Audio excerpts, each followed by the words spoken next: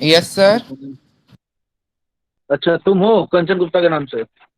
Govind sir. हाँ, कंचन का mummy mummy का नाम है कि सिस्टर का नाम है? सिस्टर का। अच्छा। और आनिया सैफी?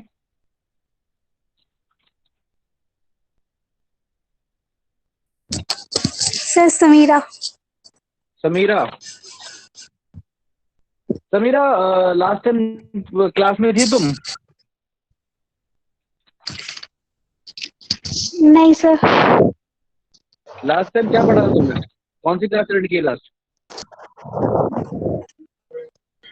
लास्ट सर बहुत सारी बीच में क्लासेस छूट गई क्योंकि वो इफ्तार के टाइम पे होती थी क्लास। समझ गया। अब तो नहीं छूटेगी ना? नहीं सर, अब तो अभी नहीं छूटेगी। ठीक है, very good. Arya, A01, Yamuna विहार।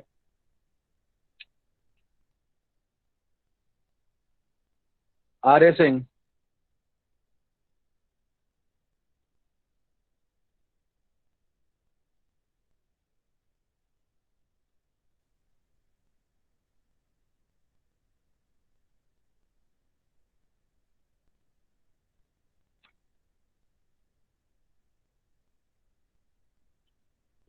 खुशी क्या पढ़ा था लास्ट? खुशी कश्यप, यस सर। क्या पढ़ा था लास्ट? तो मैंने लास्ट फीमेल रिप्रोडक्टिव पार्ट पढ़ा था। तुम B01 वाली खुशी हो? Yes sir. अच्छा, यमुना विहार ना? Yes sir. हम्म। कोई डाउट है पिछली क्लास से आगे बात करें? Yes sir. ओके, चलिए आगे बात करते हैं। एक दो सवाल पूछते हैं फिर बात करते हैं। Neha Jaiswal, yes sir.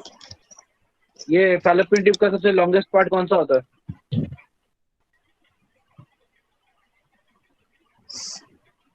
Sir ampulla. Raj Joshi. Neha mike बंद कर ले। राज जोशी।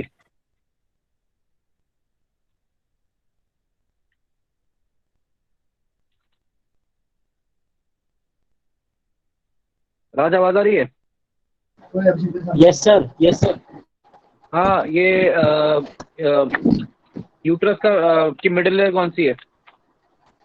मिड यार, यूट्रस की मस्कुलर लेयर को क्या बोलते हैं? Sir myometrium. ठीक है। स्वाति कुमारी, A01, लक्ष्मी नगर।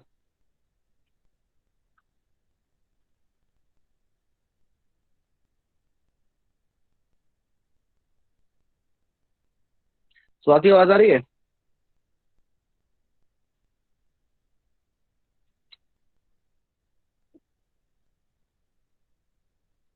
ये सॉरी, उर्मिला मंडल के नाम से कौन है?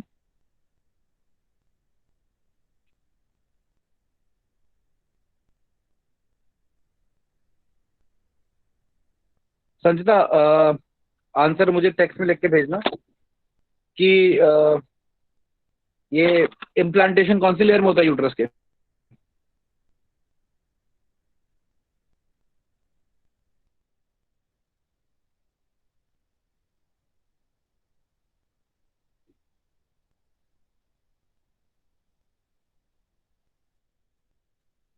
संचिता, इम्प्लांटेशन किस में होता है? यूट्रस की कौन सी लेयर में इम्प्लांटेशन होता है? नहीं पता तो नो नो लिख दो। पता है तो आंसर करो।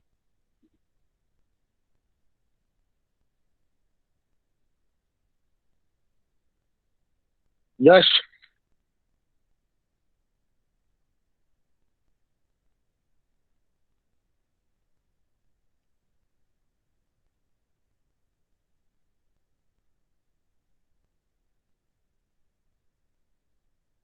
सौमिल, आवाज आ रही है सौमिल? यमुना विहार, A01।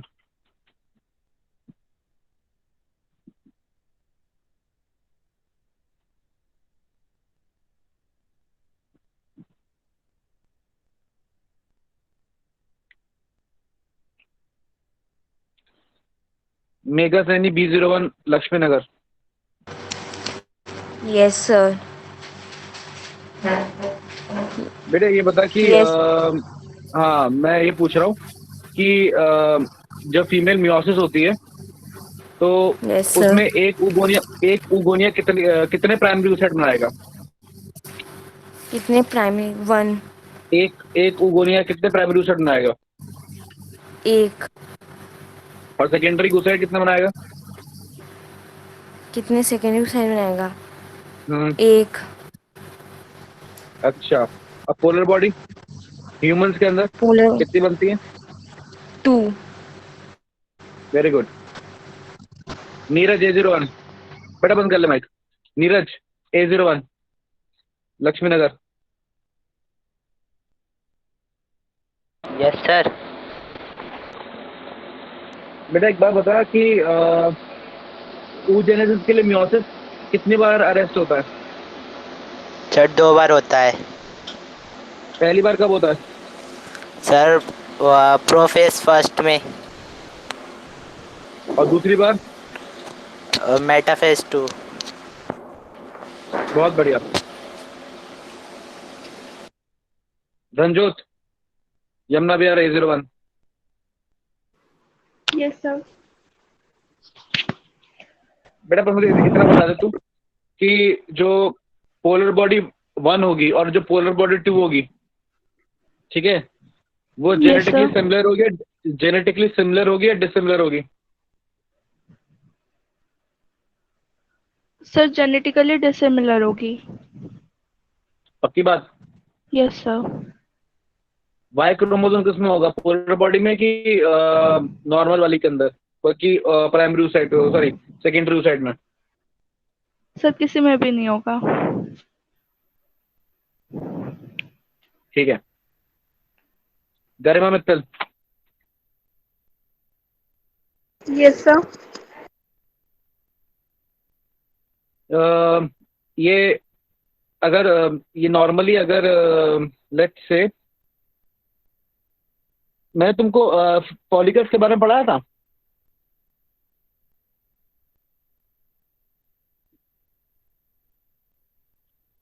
गरिमा आवाज आ रही है?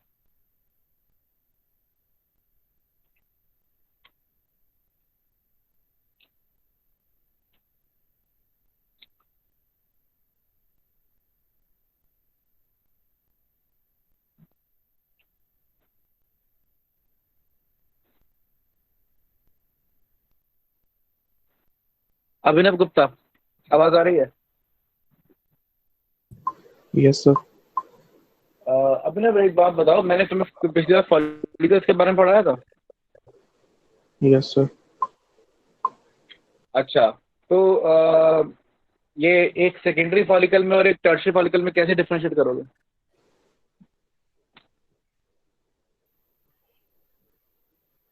सर वो तो नहीं पता। चलिए कोई बात नहीं, टफ है क्वेश्चन। तो कोई भी एक जना मुझे बता सकता है primary follicle, secondary follicle, tertiary follicle और ग्राफिन फॉलिकल के अंदर डिफरेंशिएट आप कैसे करेंगे? माइक्रोस्कोप में अगर आपको दिखाया जाए तो how will you differentiate between primary, secondary, tertiary and quaternary follicle, sorry quaternary कह रहा हूँ, ग्राफिन फॉलिकल। आप चाहें तो प्राइमरी, सेकेंडरी, टर्शियरी का आंसर बता सकते हैं, टर्शियरी और ग्राफिन का आंसर बता सकते हैं, मतलब कोई 2-3 फॉलिकल में डिफरेंस आप बता सकते हैं, चलेगा? Sir sir Neeraj Kumar. हाँ नीरज कुमार। नीरज कुमार से सुनेंगे, उसके बाद नेक्स्ट बात करें। हाँ नीरज। सर प्राइमरी फॉलिकल्स के अराउंड में सर सेल्स की वह कम रहेंगी, कवरिंग फॉलिकल्स। अच्छा ठीक है। और सेकेंडरी में ज़्यादा होंगे और वो थोड़े कंडेंस हो जाएंगे उसके सेल के पास। और टर्शरी में सर उस सेल के अंदर स्पेस आ जाएगा जिसमें वो एंट्रम लिक्विड फिल हो क्या होगी? जाएगा। अच्छा एंड्रम एंट्रम। और ग्राफियन? सर उसका नहीं पता। ठीक है। और कोई दूसरा भी नीरज अंकल है, और कोई दूसरा भी आंसर दे रहा था, किसी लड़की की आवाज भी आई थी। यस सर मैं थी। हानिया। Yes sir. बेटा तू सीमा नवाब के नाम से आएगी और बोलेगी मैं थी, तो मैं तेरे को कैसे पहचानूंगा? हाँ, तो क्या डिफरेंस होता है? किस हाँ, किस में? सर प्राइमरी फॉलिकल में एक लेयर होती है बाहर। अच्छा, पक्की बात। Yes sir. अच्छा, और? सेकेंडरी में थीका सेल्स की लेयर आ जाती है सेकेंडरी अच्छा, फॉलिकल में। टर्शरी अच्छा, फॉलिकल में एंट्रम जो लिक्विड होता है वो आ जाता है उसमें, अच्छा, जो लेयर होती है वो और ज्यादा हो जाती है। और ग्राफियन हाँ, फॉलिकल, ग्राफियन फॉलिकल में जोना पेलिसिडा की लेयर होती है और वो ग्राफियन फॉलिकल नहीं नहीं नहीं ओवरी। नहीं, ना ना ना ना ना ना, zona pellucida is not the property of follicles, property of secondary oocyte। Okay, वो उसमें फिर टर्शियरी में भी हो फाइब्रस, सकता है। फिर उसमें थीका एक्सटर्ना फाइब्रस होता है, वो दिखता है हमें ग्राफियन फॉलिकल में। नहीं, वो दोनों ही टर्शियरी फॉलिकल में नजर आता है। तो चलिए, सर आप लोग, अच्छा, ये तो मैंने सारी बातें बताई थी आप लोगों को कि आपने कहीं से पढ़ी हैं?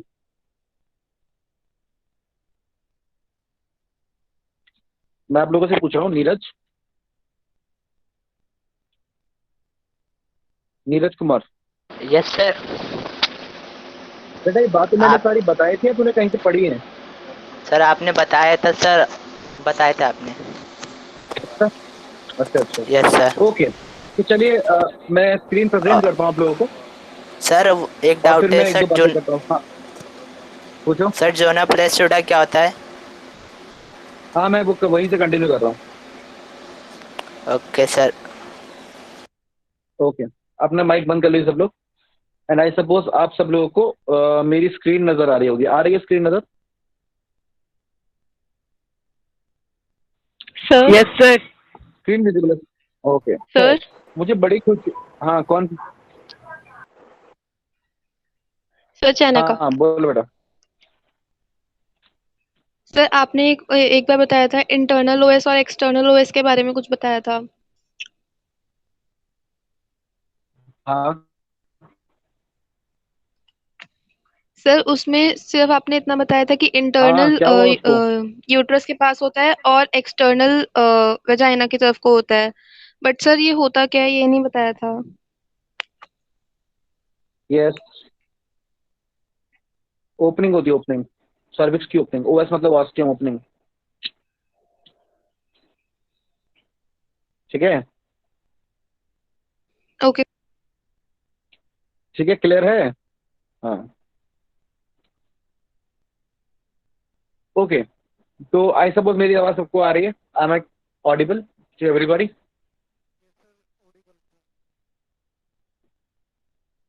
Yes sir. Yes sir. Okay. तो मैंने एक्चुअली ये प्राइमरी, सेकेंडरी, किसी का माइक ऑन ऑफ कर लीजिए, टर्शरी फॉलिकल और ग्राफिन फॉलिकल के बीच के डिफरेंस की उम्मीद आपसे कर ही नहीं थी कि आप लोग अच्छे से बताएं, बट आपने बताया, इस बात की मुझे बहुत खुशी है। मैं आपको क्लियर कर देता हूँ, आपको सारे कॉन्सेप्ट क्लियर हो जाएंगे कि अगर आपको माइक्रोस्कोप में देखने को आए कि भाई प्राइमरी कौन सा है, सेकेंडरी कौन सा है, और टर्शरी कौन सा है, और ग्राफिन कौन सा है, तो बट अब ऐसी बात है, प्राइमरी और सेकेंडरी में हम ज्यादा फर्क नहीं बता सकते, मतलब कि नेकेड आई से या माइक्रोस्कोप में देख के नहीं बता सकते। हाँ, फर्क होता है कि प्राइमरी में जो लेयर्स होती हैं फॉलिकल सेल्स की, वो एक आध होती हैं, कम होती है, और सेकेंडरी में वही लेयर्स क्या हो जाएंगी, ज्यादा हो जाएंगी। लेकिन हम सेकेंडरी और टर्शरी में साफ फर्क बता सकते हैं। हम टर्शरी बता सकते हैं कि वो फॉलिकल रहेगा, जैसे कि आपको यहाँ डायग्राम में दिखाया था, कि उसमें फ्लूइड फिल्ड स्पेस होगा, जिसको हम लिक्वर फॉलिकुली या हम एंट्रम बोल देंगे। अच्छा, मैंने आपको बताया था कि जैसे फॉलिकल डेवलप करते हैं ना, प्राइमरी सेकेंडरी टर्शरी करते रहते हैं, तो mean while primary oocyte meiosis करके सेकेंडरी oocyte और पोलर बॉडी भी बन जाती है। मतलब सेकेंडरी oocyte जो है वो कहीं ना कहीं टर्शरी फॉलिकल तक आके बन चुका होता है। ठीक है ना? तो आप इनिशियल टर्शरी फॉलिकल देखोगे तो उसमें प्राइमरी oocyte होगा, थोड़ा लेटर देखोगे तो उसमें सेकेंडरी oocyte होगा। ठीक है? और इंटरना एक्सटर्ना जो लेयर्स हैं वो भी टर्शरी फॉलिकल में साफ नजर आती हैं, एक्सटर्ना फाइब्रस और इंटरना सेक्रेटरी। अच्छा, अब एक्सटर्ना जो है, जो इंटरना है सेक्रेटरी, वो रिलीज क्या करती है, वो बहुत इंपॉर्टेंट है। वो रिलीज करती है एक hormone known as inhibin. Inhibit होता है ना, इनिबिट रोकना, उसी के पे नाम आ रहा है इनिबिन। अभी इनिबिन क्या करेगा? Inhibin inhibit follicle stimulating hormone FSH के रिलीज को इनिबिट करता है। मतलब जब एक फॉलिकल ऑलरेडी डेवलप हो रहा है तो हम नहीं चाहते कि और फॉलिकल्स डेवलप हो। तो एक फॉलिकल जो डेवलप होता है वो और फॉलिकल का स्टिमुलेशन या और फॉलिकल का डेवलपमेंट रोकता है। कैसे? एसएसएच को इनहिबिट करके, क्योंकि फॉलिकल को डेवलप कराने के लिए जो हार्मोन की हमें जरूरत है कि तो फॉलिकल डेवलपमेंट को इनिशिएट कराने के लिए, मतलब कि आप कह सकते हैं प्रोफेज 1 में जो अरेस्टेड है उसे बाहर निकालने के लिए जिस हार्मोन की जरूरत है that is FSH, the follicle stimulating hormone. Clear? तो उसको इनहिबिट करता है इनिबिन। तो ये बड़ा ही इंपॉर्टेंट हार्मोन है जो रिलीज हो रहा है from the follicular cells of the, या आप कह सकते हैं theca interna of the this growing follicle.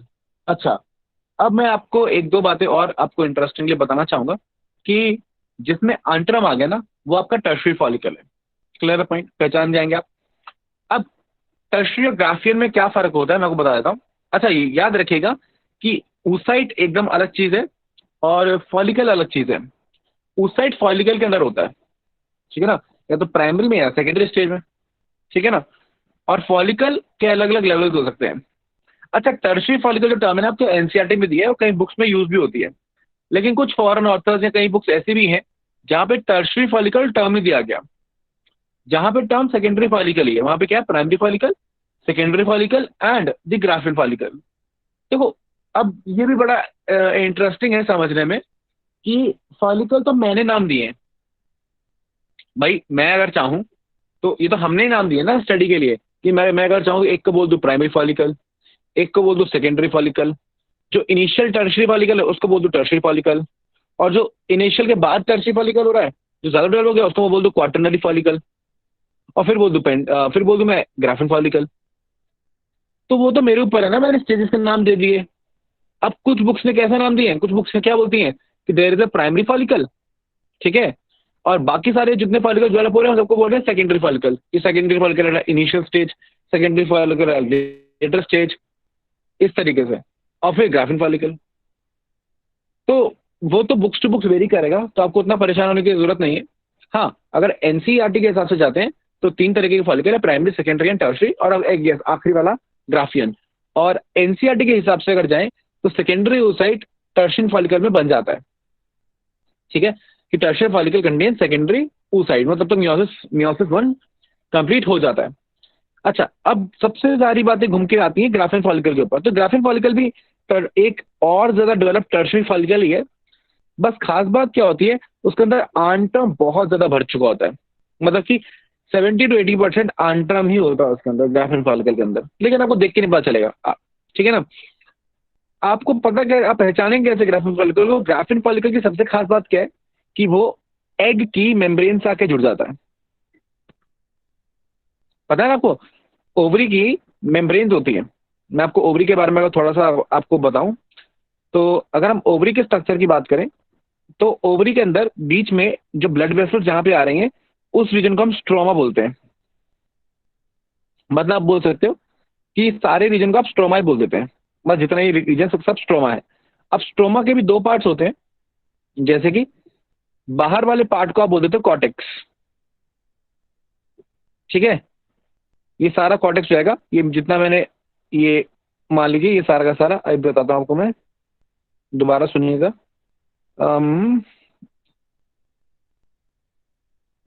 ये जितना मैंने रेड से मार्क किया है ना, ये सारा का सारा क्या है? कॉर्टेक्स है। और जो बीच वाला रीजन है वो मेडुला है। वो क्या है? Medulla, M for medulla. तो बीच वाला मेडुला है और बाहर वाला कॉर्टेक्स है, और ये सारे मैट्रिक्स, जितना मैट्रिक्स है उसको हम वही नाम देते हैं जो हम नाम देते हैं क्या कहते हैं इसमें, क्लोरोप्लास्ट में the stroma, the base, the matrix. ये सारा कॉर्टेक्स प्लस मेडुला सारा का सारा स्ट्रोमा होता है, ठीक है। अच्छा, तो कहने का मतलब ये है कि अच्छा, ब्लड वेसल्स ओवरी के अंदर एंटर करती हैं। आप देख सकते हैं कि यहाँ से ब्लड वेसल्स जो हैं, ये एक ओपनिंग रहती है ओवरी में, वहां से ब्लड वेसल्स जो है वो एंटर करती हैं और ब्लड सप्लाई करती हैं। मतलब ये फॉलिकल के पास भी क्या आ रहा होता है? ब्लड आ रहा होता है, ठीक है, जिससे ये ब्लड कैपिलरीज आ रही होती है, से न्यूट्रिएंट्स वगैरह लेते हैं। भाई है तो सही थी, सेल तो न्यूट्रिएंट्स से ये तो ब्लड कैपिलरीज आएंगे और क्या देंगी, न्यूट्रिएंट्स देंगी। Clear point. तो that is the structure of ovary. तो जो ओवरी की मेम्ब्रेन है ना, ठीक है ना, और ओवरी की membrane is made up of cuboidal epithelia. तो ये भी आप याद रखिएगा, ये मैंने आपको क्लास 11 में पढ़ाया था कि ओवरी है, ओवरी की जो मेम्ब्रेन है जर्मिनल एपिथेलिया बोलते हैं इसको। ओवरी की मेम्ब्रेन को या टेस्टिस की मेम्ब्रेन को हम जर्मिनल एपिथेलिया भी बोलते हैं, and it is cuboidal in nature, simple cuboidal epithelia, simple cuboidal epithelia. तो कॉन्सेप्ट ये है कि अगर मैं ग्राफिन फॉलिकल की बात करूं तो बेटा जो ग्राफिन फॉलिकल उसकी खास बात क्या है कि मेम्ब्रेन से जुड़ा रहता है। तो भाई बात बहुत सिंपल हो गया, जो एक लेयर का है वो प्राइमरी फॉलिकल, जो दो लेयर का, जो ज्यादा लेयर का है वो सेकेंडरी फॉलिकल, जिसमें आंट्रम है, थीका इंटरना है, एक्सटर्ना है, वो टर्शियरी फॉलिकल, और वो आंट्रम वाला बड़ा सा फॉलिकल जो मेम्ब्रेन से जुड़ा हुआ है वो ग्राफियन फॉलिकल। अब ये ग्राफिन फॉलिकल मेम्ब्रेन से जुड़ा क्यों है? ये इसलिए जुड़ा है, ये आपको समझ में आ गया होगा, ये इसलिए जुड़ा है ताकि ये जो ऊसाइड जब रिलीज हो तो सीधा बाहर रिलीज हो जाए। अगर ये जुड़ा ना होता तो यहाँ रिलीज कर देता तो ऊसाइड यहीं रह जाता। तो ऊसाइड को डायरेक्टली बाहर रिलीज करने के लिए ये ऊसाइड से क्या रहता है, सॉरी ओवरी से क्या रहता है, मेम्ब्रेन से जुड़ा रहता है, ताकि ऊसाइड लिबरेट हो और फिर आपको पता ही है कौन, फिम्ब्रे उसको क्या कर ले, कैप्चर कर ले। ठीक है ना। और क्योंकि टर्शियरी फॉलिकल में सेकेंडरी ऊसाइड बन चुका था तो जो रिलीज हो रहा है अल्टीमेटली वो कौन है, सेकेंडरी oocyte। अच्छा, अब ये सारी कहानी में ना कुछ हार्मोन के रोल्स हैं जो मैं आपको बताना चाहूंगा और जो आपको याद रखने हैं मेंस्ट्रुअल साइकिल समझने के लिए। तो मेंस्ट्रुअल साइकिल अपने आप में एक बड़ा इंपॉर्टेंट कॉन्सेप्ट है और इससे एक क्वेश्चन हमेशा घुमा फिरा के किसी भी तरीके से पूछ ही लिया जाता है। ठीक है ना। अच्छा, मेंस्ट्रुअल साइकिल ना ही सिर्फ आपके नीट के लिए इंपॉर्टेंट है बल्कि आपके बोर्ड के एग्जाम के लिए बहुत इंपॉर्टेंट है। तो इसलिए मेंस्ट्रुअल साइकिल को समझने के लिए मैं आपको 2-3 हार्मोन्स के बारे में बता रहा हूँ, मेरी बात ध्यान से सुनिएगा। जैसे कि अगर मैं शुरू में बात करूं लेट्स से फॉलिकल के डेवलप करने की, तो फॉलिकल के डेवलप करने में, इनिशिएट करने में रोल एफएसएच का है। किसका है? एफएसएच का। अब एफएसएच का नाम क्या है? फॉलिकल स्टिमुलेटिंग हार्मोन, मतलब जो फॉलिकल को बोले कि चल तू डेवलप कर। Clear point. तो फॉलिकल स्टिमुलेटिंग हार्मोन जो एंटीरियर पिट्यूटरी से आता है, ठीक है, वो आएगा ओवरी को बोलेगा कि फॉलिकल को बोलेगा कि चल तू डेवलप करना शुरू कर। ठीक। अच्छा, सर अगर आपकी वॉइस ब्रेक हो रही फॉलिकल है। स्टिमुलेटिंग हार्मोन ज्यादा हो जाए, जैसा कि हम करते हैं जब हम आईवीएफ के लिए जाते हैं, जब इन विट्रो फर्टिलाइजेशन के लिए जाते हैं,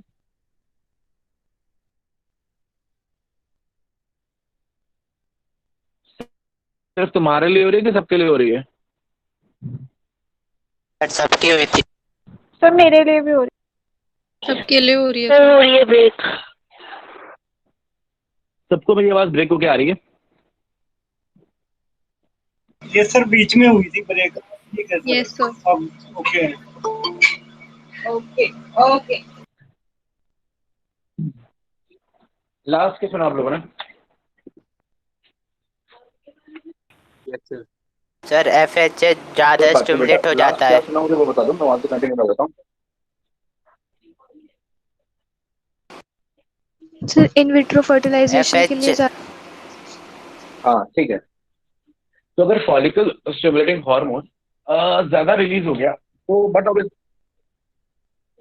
हाँ वही बता रहा हूँ मैं कि फॉलिकल स्टिमुलेटिंग हार्मोन अगर ज्यादा रिलीज हो गया तो एक से ज्यादा, कहीं एक के बजाय ज्यादा फॉलिकल्स क्या करेंगे, डेवलप करने लग जाएंगे। एंड बट ऑब्वियसली बात है कि ऐसा हमें कब चाहिए, ऐसा हमें तब चाहिए होता है जब आईवीएफ टेक्नोलॉजी की बात करते हैं। तो जब आईवीएफ टेक्नोलॉजी की बात करेंगे तो बट ऑब्वियसली बात है कि फॉलिकल हमें ज्यादा चाहिए होंगे क्योंकि हमें फॉलिकल एक्सट्रैक्ट करने होते हैं ओवरी से। तो उस केस में क्या करते हैं कि जो भी फीमेल फर्टाइल जो भी कपल रहता है उसको एफएसएच का इंजेक्शन दिया जाता है ताकि एक से ज्यादा फॉलिकल्स क्या करें, रिलीज हो, और जिसकी वजह से इजिली वहां से फॉलिकल्स एक्सट्रैक्ट किए जा सके। मतलब एफएसएच का रोल बहुत ज्यादा है फर्टिलिटी के अंदर। आई सपोज ये बात क्लियर है, ठीक है। आगे बात करें तो एक बार जब फॉलिकल स्टिमुलेट हो गए डेवलपमेंट के लिए, फिर उसके बाद रोल आता है दूसरे हार्मोन का, that is FSH plus LH, follicle stimulating hormone है, ल्यूटेनाइजिंग हार्मोन, ठीक है। तो अब ये जो दोनों हैं, अब ये दोनों मिलकर फॉलिकल को फर्दर डेवलप करवाएंगे। तो बड़े सिंपल सी बात है कि इनिशिएट तो किया फॉलिकल स्टिमुलेटिंग हार्मोन ने, और फिर जो डेवलपमेंट है, ठीक है, वो FSH और LH दोनों हार्मोन्स ने मिलके करवाया। देखिए ये बातें ध्यान से सुनिएगा एक एक बात, क्योंकि मेंस्ट्रुअल साइकिल ना थोड़ी थोड़ी कंफ्यूजिंग होती है हार्मोन के कॉन्टेक्स्ट में। स्टूडेंट्स बहुत कंफ्यूज होते हैं, जिनको आ जाती है उनको तो पता बहुत अच्छी आ जाती है, और जिनको नहीं आ पाती उनको बहुत कॉम्प्लिकेटेड हो जाती है उनके लिए ये टॉपिक। और फिर आप इसके वीडियो से आप यूट्यूब पर देख लीजिए, चाहे कहीं भी आप देख लीजिए, आपको कॉन्सेप्ट क्लियर नहीं मिलेगा, ठीक है। और मेरे स्टूडेंट्स को आज तक कंफ्यूजन नहीं हुआ है मेंस्ट्रुअल साइकिल में, तो इसलिए आप एक एक बात ध्यान से सुनिए, ठीक है, एक एक हार्मोन का फंक्शन ध्यान से सुनिए। तो मैंने बोला FSH आया, उसने इनिशिएट किया कि फॉलिकल स्टार्ट हो जाओ, डेवलप करना शुरू कर, ठीक। फिर फॉलिकल स्टिमुलेटिंग हार्मोन है, ल्यूटेनाइजिंग हार्मोन, दोनों ही हार्मोन्स आएंगे और फॉलिकल को फर्दर डेवलपमेंट में हेल्प करेंगे, ठीक है। तो स्टार्ट की गाड़ी FSH ने और आगे चल पड़ी गाड़ी by the FSH and LH। अब तीसरी बात जो बहुत इंपॉर्टेंट है बेटा, जब ये फॉलिकल डेवलप करता है ना, स्लोली ग्रेजुअली डेवलप करता है, तो इस ग्रोइंग फॉलिकल में से अब तक हार्मोन इसको स्टिमुलेट कर रहे थे, अब इस में से कुछ रिलीज हो रहा है। और बेटा वो दो हार्मोन्स हैं, जिसमें से एक की अभी बात कर रहा हूं, दूसरे की बाद में बात करेंगे। जो एक मेन हार्मोन है बेटा, वो आपने नाम सुना हुआ है एस्ट्रोजन। बोलते ना estrogen is a female sex hormone, ठीक है ना। एस्ट्रोजन फीमेल सेक्स हार्मोन है क्योंकि ओवरी से रिलीज हो रहा है, तो ओवरी में कौन रिलीज कर रहा है? ग्रोइंग फॉलिकल्स रिलीज कर रहे हैं। तो फॉलिकल्स ग्रो कर रहे हैं और क्या रिलीज कर रहे हैं? एस्ट्रोजन रिलीज कर रहे हैं। एंड एस्ट्रोजन जो हार्मोन है, अब आगे इंटरेस्टिंग बात सुनिए, ये वाला पॉइंट सुनिएगा ध्यान से। अब ये जो एस्ट्रोजन है ना, ये जब रिलीज होता है तो ये पॉजिटिव फीडबैक देता है एंटीरियर पिट्यूटरी को। आप समझ रहे हैं? ये पॉजिटिव फीडबैक देता है एंटीरियर पिट्यूटरी को, और एंटीरियर पिट्यूटरी से बोलेगा कि अब तुम बहुत बढ़िया काम कर रहे हो, LH और FSH और रिलीज करो, मतलब गोनाडोट्रोफिन्स और रिलीज करो। तो ये पॉजिटिव फीडबैक देगा for the release of more and more LH and FSH। मतलब क्या हुआ? एंटीरियर पिट्यूटरी ने LH और FSH रिलीज कराया, फॉलिकल डेवलप किए, और फॉलिकल जैसे जैसे डेवलप कर रहे हैं वैसे वैसे एस्ट्रोजन बढ़ रहा है। और एस्ट्रोजन जब बढ़ता है तो वो पॉजिटिव फीडबैक दे रहा है, किसको दे रहा है? फॉलिकल फीडबैक एंटीरियर पिट्यूटरी दे रहा है, ताकि और रिलीज हो LH और FSH। मतलब LH और FSH और बढ़ता जाएगा, ठीक है, और एस्ट्रोजन आएगा और बढ़ता जाएगा। खैर, तो यही सिस्टम चल रहा है अल्टीमेटली। Clear point? अच्छा, अभी आप सिर्फ एस्ट्रोजन समझ लो, बाद में मैं आपको बताऊंगा कि ये सिर्फ एस्ट्रोजन का काम नहीं है, ये एक्चुअली डिसाइड होता है एस्ट्रोजन और प्रोजेस्टेरोन रेशियो से। चलो बाद में क्या आप अभी सुन लीजिए। इस वक्त बॉडी के अंदर, फीमेल बॉडी के अंदर प्रोजेस्टेरोन का लेवल हाई नहीं है, ही नहीं। तो प्रोजेस्टेरोन तो है ही नहीं, कोई प्रोजेस्टेरोन रिलीज नहीं कर रहा, तो प्रोजेस्टेरोन लेवल है बहुत ही लो, और एस्ट्रोजन लेवल है बहुत ही, of course estrogen level high है।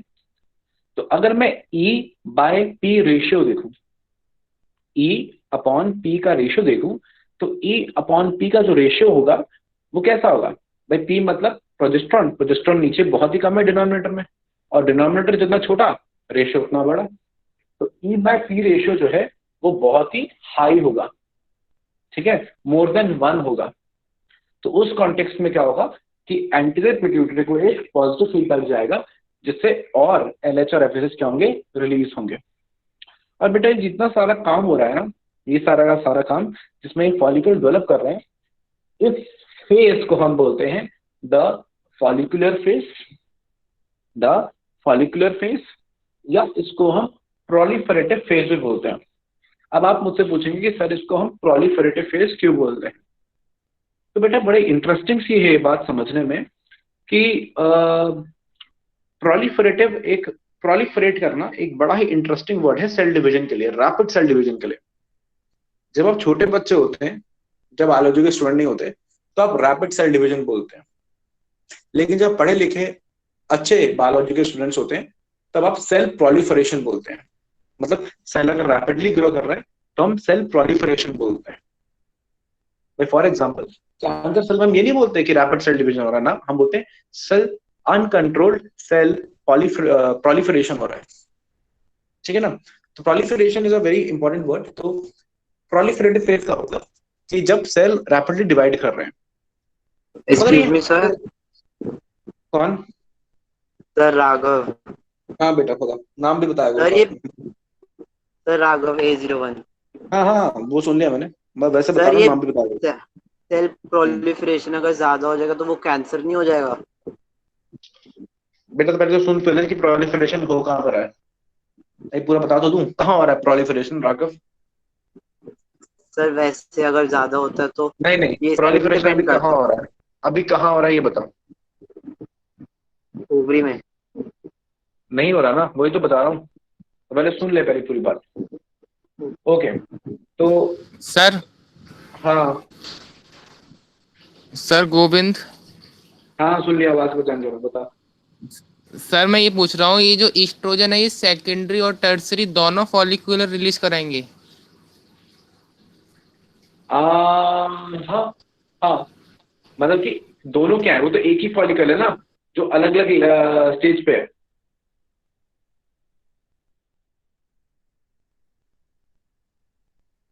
ठीक है,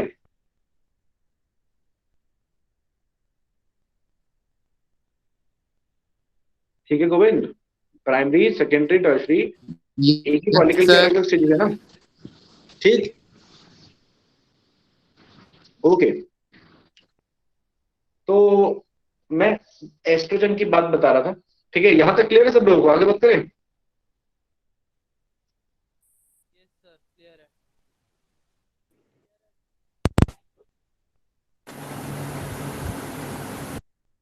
यहां तक अब किसी को कोई डाउट है? आगे बात करें।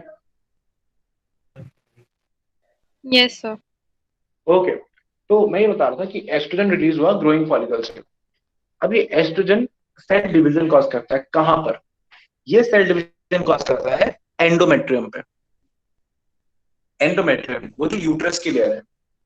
अच्छा क्यों है ऐसा? क्योंकि वो इसलिए ऐसा है क्योंकि आपको पता है कि जो फॉलिकुलर फेस है ना, उसके जस्ट पहले मेंस्ट्रुअल फेस होता है, और मेंस्ट्रुअल फेस में जैसे मैंने बताया था कि एंडोमेट्रियम डिग्रेड हो जाती है।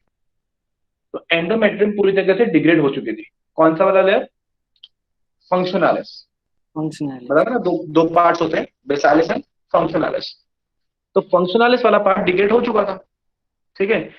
अब जैसे वो डिग्रेड हो चुका था, उसके डिग्रेड होने के खत्म होने के बाद सारा डिग्रेड हो चुका है, तभी शुरू होता है फॉलिकुलर फेज। फॉलिकुलर फेज शुरू होता है, फॉलिकल्स डेवलप करते हैं, और जैसे ही फॉलिकल्स डेवलप करते हैं तो एस्ट्रोजन रिलीज होता है, और ये एस्ट्रोजन एंडोमेट्रियम में जाके काम करता है। इसके रिसेप्टर्स कहाँ पे है? एंडोमेट्रियम पे है, और उसकी वजह से एंडोमेट्रियम पे प्रोलिफरेशन होने लगता है। और जैसे ही प्रोलिफरेशन होने लगता है तो एंडोमेट्रियम वापस से रीजनरेट करने लगती है। बेसालिस में डिवीजन शुरू होगा और उससे क्या बनने लगेगी? उससे बनने लगेगी फंक्शनलिस वापस से धीरे धीरे। आ रही बात समझ में? Clear point? अच्छा बड़ा इंटरेस्टिंग से आपको बात बताता हूँ, आगे आपके काम भी आएगी और इसी से रिलेटेड भी है। और मैंने आपको शायद क्लास 11th में हार्मोन के कॉन्टेक्स्ट में बताया भी था या नहीं भी बताया था, चलिए कोई बात नहीं। देखिए एक बर्थ कंट्रोल कॉन्ट्रासेप्टिव आती है जिसका नाम सहेली रहता है, ठीक है। तो Saheli is a very important birth control contraceptive. अब इसका एक्शन जो है वो इसी पॉइंट से रिलेटेड है। जो सहेली है ना, that is actually a chemical known as centchroman. Excuse me sir. हाँ सर मैं अमन। हाँ अमन।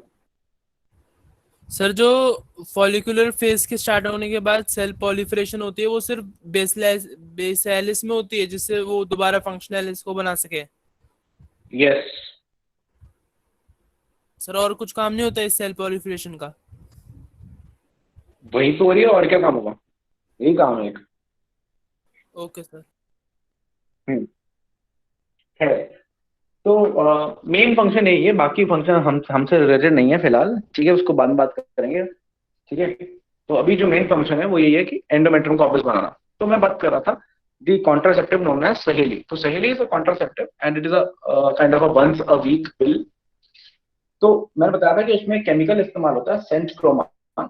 अब जो सेंट क्रोमान केमिकल है वो फंक्शन कैसे करता है? जो सेंट क्रोमान केमिकल है वो फंक्शन ऐसे करते हैं कि वो कुछ नहीं है बल्कि it is a competitive inhibitor of oestrogen. अब आपको अगर क्लास 11 का टॉपिक याद हो तो आपने पढ़ा है कि एक एंजाइम को हम एक कॉम्पिटिटिव इनहिबिटर से इनहिबिट कर सकते हैं, है ना, एक प्रोटीन को हम इनहिबिट कर सकते हैं। तो सेंट्रोमन क्या करता है? सेंट्रोमन जाके एस्ट्रोजन के रिसेप्टर से बाइंड कर जाता है। अब जो एंडोमेट्रियम है, जिसकी जो बेसालिस है, उसके ऊपर एस्ट्रोजन के रिसेप्टर्स है, वहां जाके सेंट्रोमन बाइंड कर गया। तो एस्ट्रोजन बाइंड कर पाएगा? नहीं कर पाएगा। उसकी बाइंडिंग क्या हो जाएगी? कम हो जाएगी। अब उसकी बाइंडिंग अगर कम हो जाएगी, अगर उसकी बाइंडिंग अल्टीमेटली क्या हो जाएगी? कम हो जाएगी, तो क्या वहां प्रोलिफरेशन होगा? नहीं हो पाएगा, प्रॉपर नहीं हो पाएगा। तो क्या एंडोमेट्रियम थिक बन पाएगी? नहीं बन पाएगी, प्रॉपर बन ही नहीं पाएगी। तो क्या एंडोमेट्रियम अगर प्रॉपरली बन नहीं पाएगी तो जो ब्लास्टुला है, मान लीजिए फर्टिलाइज होकर अगर आता है, अगर ब्लास्टुला आता है, तो क्या ये ब्लास्टुला इम्प्लांट हो पाएगा? वो इम्प्लांट नहीं हो पाएगा। तो अगर वो इम्प्लांट नहीं हो पाएगा तो whether will it ever lead to conception? No, it will never ever lead to conception. तो कॉन्सेप्ट ये है कि इसी रोल से, इसी मेथोडोलॉजी से काम करता है कौन? This chemical centchroman. Sir voice वो ब्रेक हो रही है। अब आ रही है? Yes sir. हाँ, तो मैं कह रहा था कि सेंट्रोमन या जो मेडिकेशन है वो ऐसे ही काम कर रहा है। वो एस्ट्रोजन को इनहिबिट कर रहा है, उसको फंक्शन नहीं करने दे रहा, जिससे एंडोमेट्रियम प्रॉपर्ली बन नहीं रही और female can not get pregnant because of lacking the thickness in the endometrium required for implantation. तो ये रोल है आपके पूरे के पूरे एस्ट्रोजन का। तो आई सपोज आपको ये वाला सारा कॉन्सेप्ट जो है इस डायग्राम में क्लियर है हार्मोन्स का।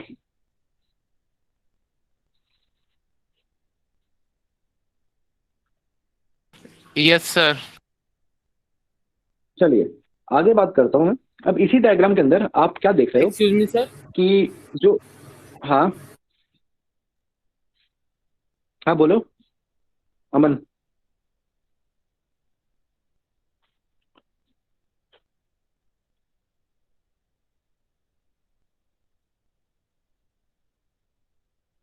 अमन तुम्हारी आवाज नहीं आ रही मुझे।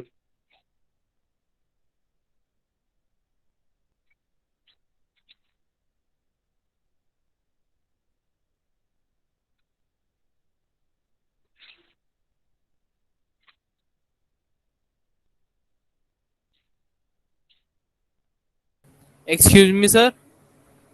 हाँ अमन बोलो। सर आपने उसका नाम क्या बताया था? Centchroman works as competitive inhibitor for estrogen. Saint क्रोमैन।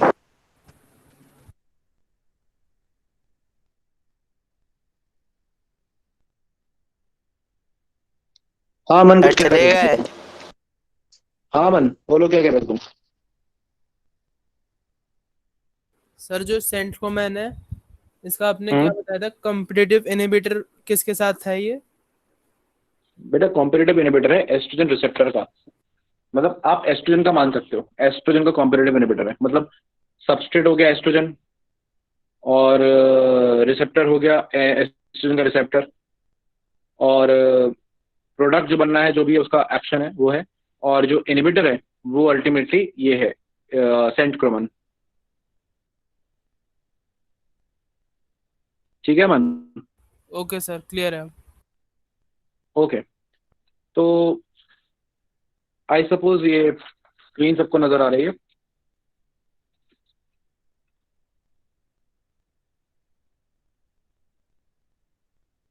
Screen नजर आ रही है सब लोगों को? Yes sir.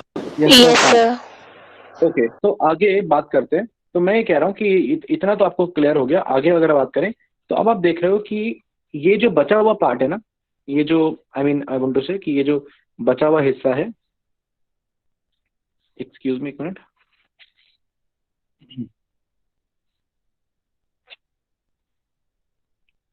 ये जो बचा हुआ हिस्सा है जिसको हम, जो ग्राफिन फॉलिकल का फटा हुआ हिस्सा है।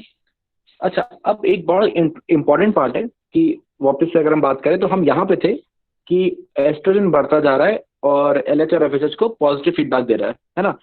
हमने यही बात की थी। तो एस्ट्रोजन बढ़ेगा तो LH FSH को पॉजिटिव फीडबैक देगा, जिसकी वजह से आई सपोज LH बहुत ही हाई हो जाएगा और FSH भी बहुत ही ज्यादा हो जाएगा, हाई हो जाएगा।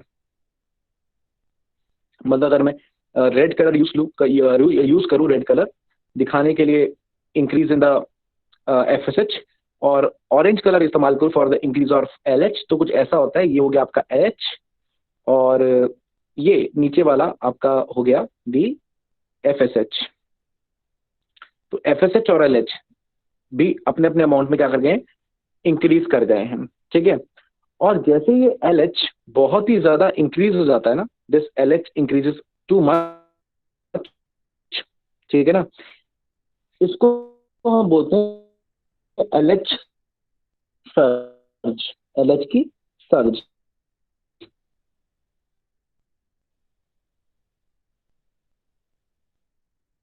सर्ज मतलब हाई इंक्रीज, ठीक है ना? तो इस LH सर्ज की वजह से, इस LH में अचानक से इंक्रीज की वजह से ये जो ग्राफिन फॉलिकल है ये फट जाता है या रप्चर कर जाता है बोल सकते हैं आप। तो इसको रप्चर करा देता है कौन? LH the luteinizing hormone. उस ग्राफिन फॉलिकल को रप्चर करा देगा और जो सेकेंडरी साइट है वो अल्टीमेटली क्या हो जाएगा, रिलीज हो जाएगा और कहाँ पहुंच जाएगा, फैलोपियन ट्यूब में पहुंच जाएगा। ये आपको पता है, ये फैलोपियन ट्यूब में इसे फिम्ब्रिक एसिड डालेगा। तो कहने का मतलब ये है कि LH का एक काम क्या हो गया कि ग्राफिन फॉलिकल को रप्चर करके सेकेंडरी साइड को क्या निकालना, बाहर निकालना। ठीक, इसके आगे क्या होगा? इसके आगे ये जो बचा हुआ ग्राफिन फॉलिकल है, इसके अब इसमें आपको पता है कि रप्चर हुआ है तो ब्लड वेसल्स भी बहुत सारी होंगी, है ना? ब्लड वेसल्स डैमेज हुई होंगी, तो एक कोआगुलेटिव स्ट्रक्चर बनता है यहाँ पर, कोआगुलेशन वगैरह हो जाता है, ठीक है ना? ब्लड वेसल, ब्लड रप्चर होता है, ब्लड क्लॉट कर जाता है, तो एक हैमरेज लाइक स्ट्रक्चर हो जाता है भाई। जब भी ब्लड वेसल डैमेज करती हैं तो उसको हम हैमरेज बोलते हैं, ठीक है ना? तो इसको हम नाम देते हैं बहुत ही इंटरेस्टिंग सा, if I would have space somewhere else तो आई टेल यू, इसको हम बड़ा ही इंपॉर्टेंट सा नाम देते हैं एंड दैट नेम इज, यहाँ बताता हूँ आपको, उसको बोलते हैं हम कॉर्पस हैमरहैजिकम।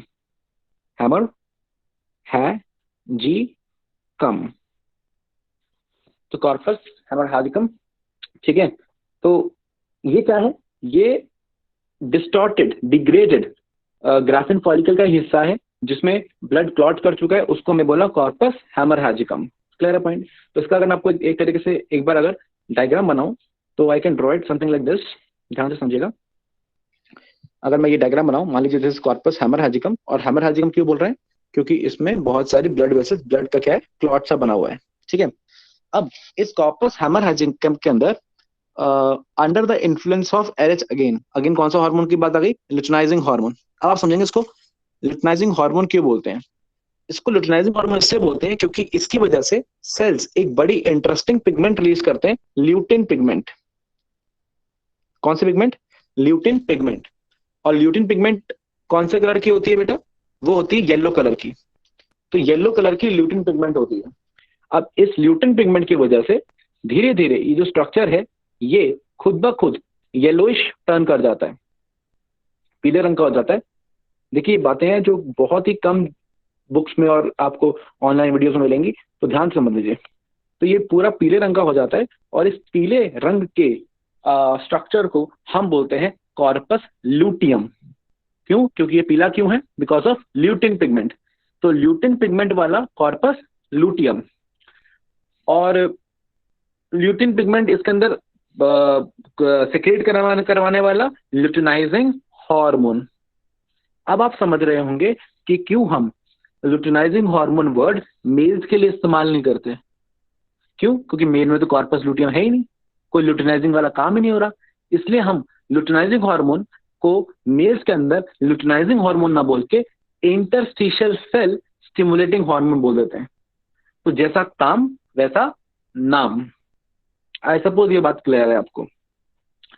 अब दूसरी एक और इंटरेस्टिंग बात है कि भाई हमने बना तो दिया ये कॉर्पस लूटियम, लेकिन ये तो पिगमेंट है, पिगमेंट तो धीरे धीरे डिग्रेड होगी।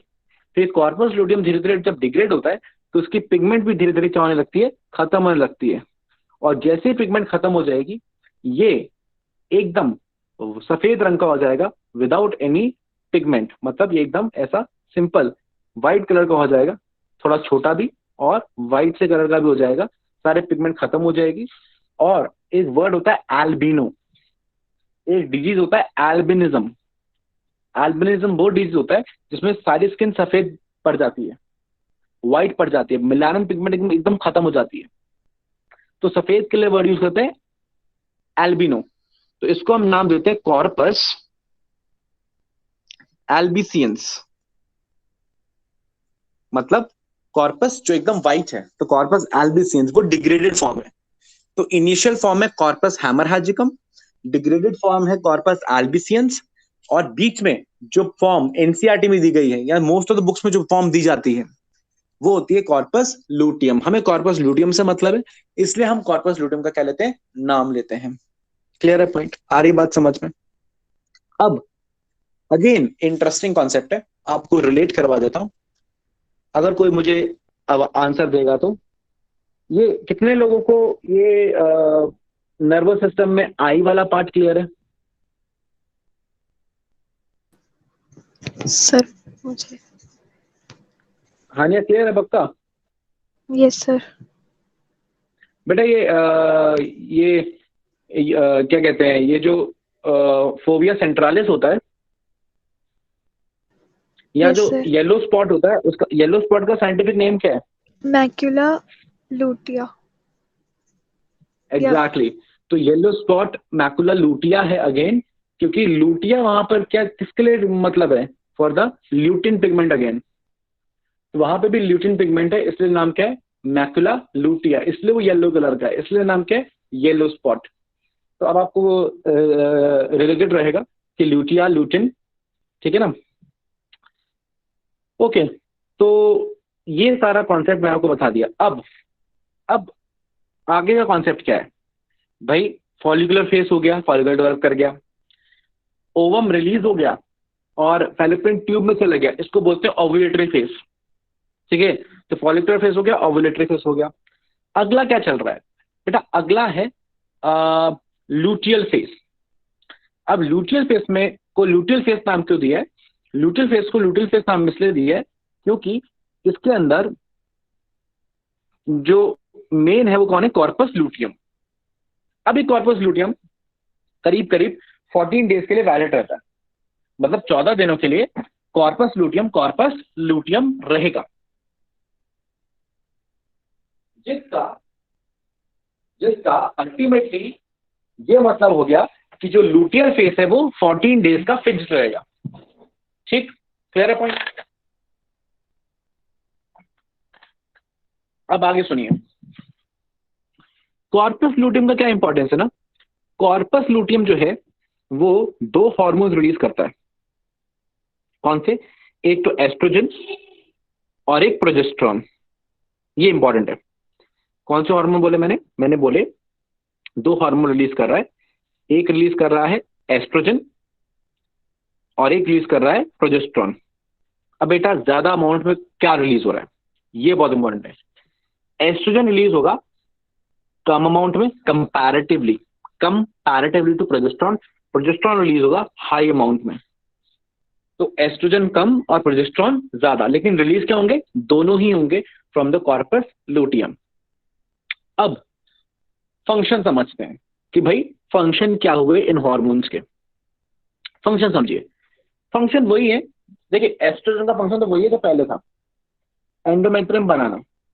लेकिन एक मिनट, एंडोमेट्रियम तो फॉलिकुलर फेज में बन चुकी थी, हाँ बन चुकी थी। अब वो मोटी होगी, थिक होगी, ठीक है ना। पहले सिर्फ बनी थी, मतलब फंक्शनैलिटी बनी थी, अब वो धीरे धीरे क्या होगी, थिक होगी, मोटी होगी। और ये मोटी एंडोमेट्रियम रिक्वायर्ड है इम्प्लांटेशन के लिए, ठीक है। तो कई फीमेल्स जो इनफर्टाइल होती हैं उनमें एक कॉमन रीजन ये भी देखा गया है कि एंडोमेट्रियम उतनी थिक नहीं बन पाती जितनी थिक होनी चाहिए।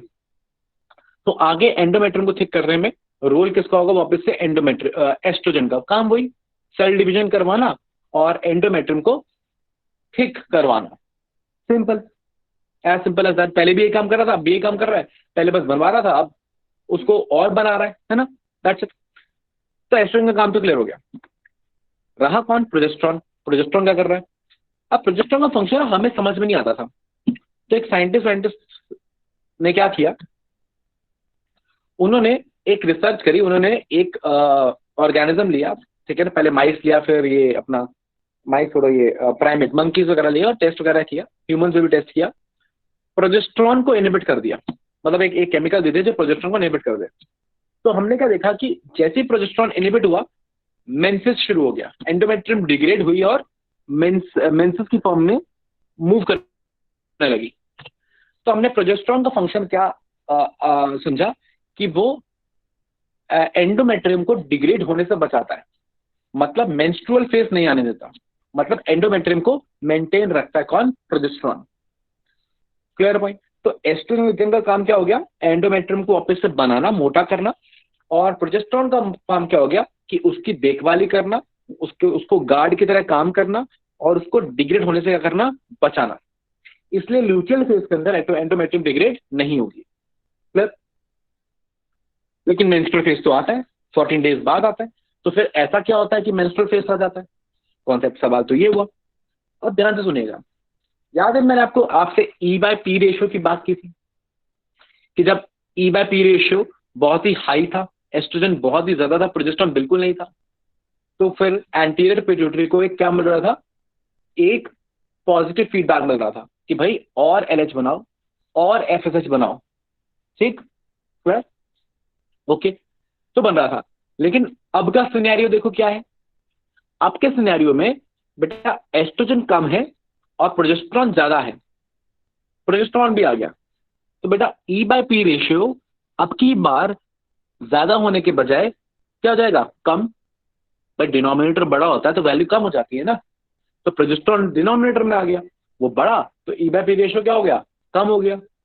अब जैसे ही E/P रेशियो कम हुआ तो बेटा ये पॉजिटिव फीडबैक देने के बजाय कौन सा फीडबैक देगा, नेगेटिव फीडबैक। कैसा feedback, negative feedback. Clear point, आ रही बात समझ में।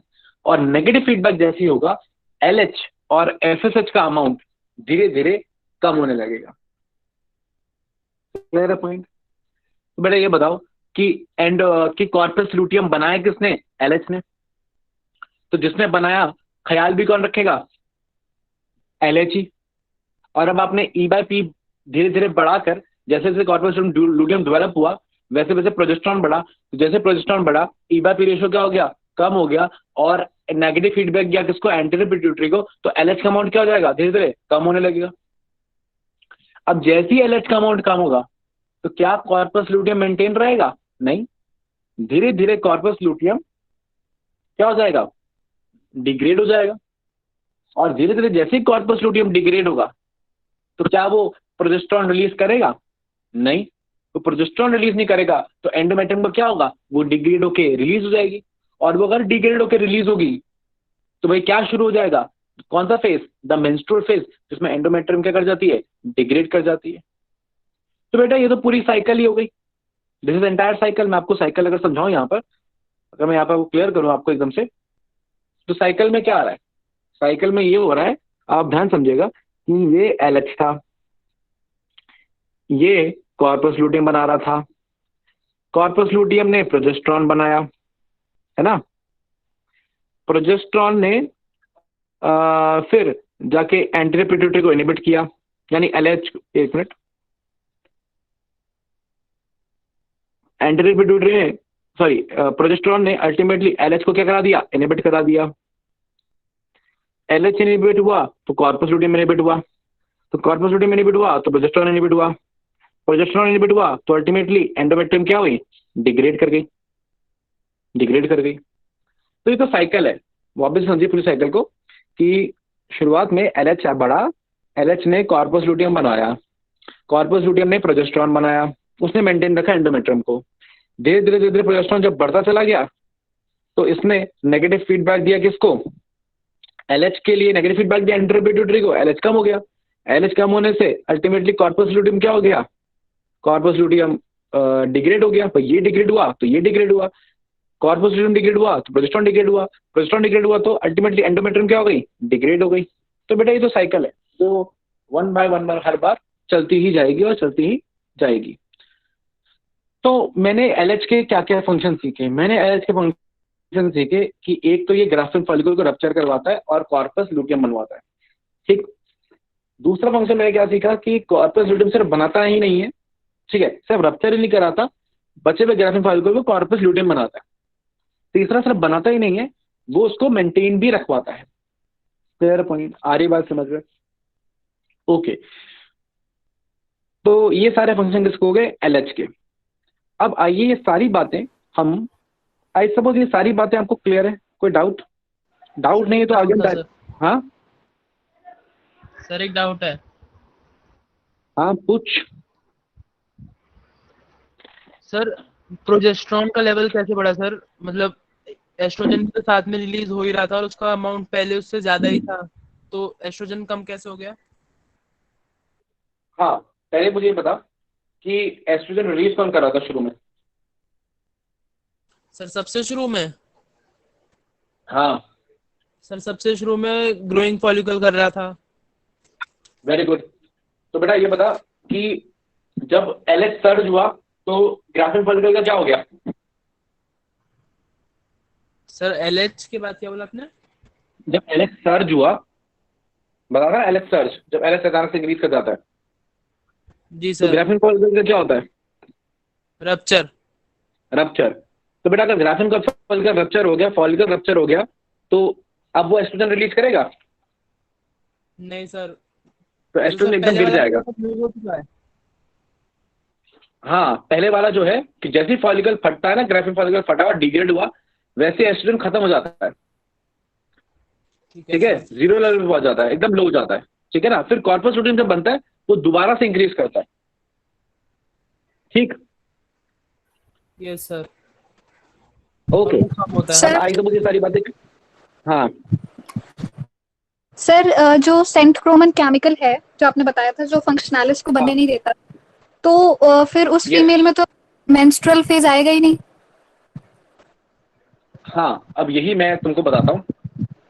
अब ये वो इस तरीके से समझो कि मानो कि 1000-2000 लोगों की भीड़ है, ठीक है आयुषी? Yes sir. आयुष, हाँ, और मैं AK-47 लेके आया और मैंने गोलियां मारनी शुरू करी भीड़ पे,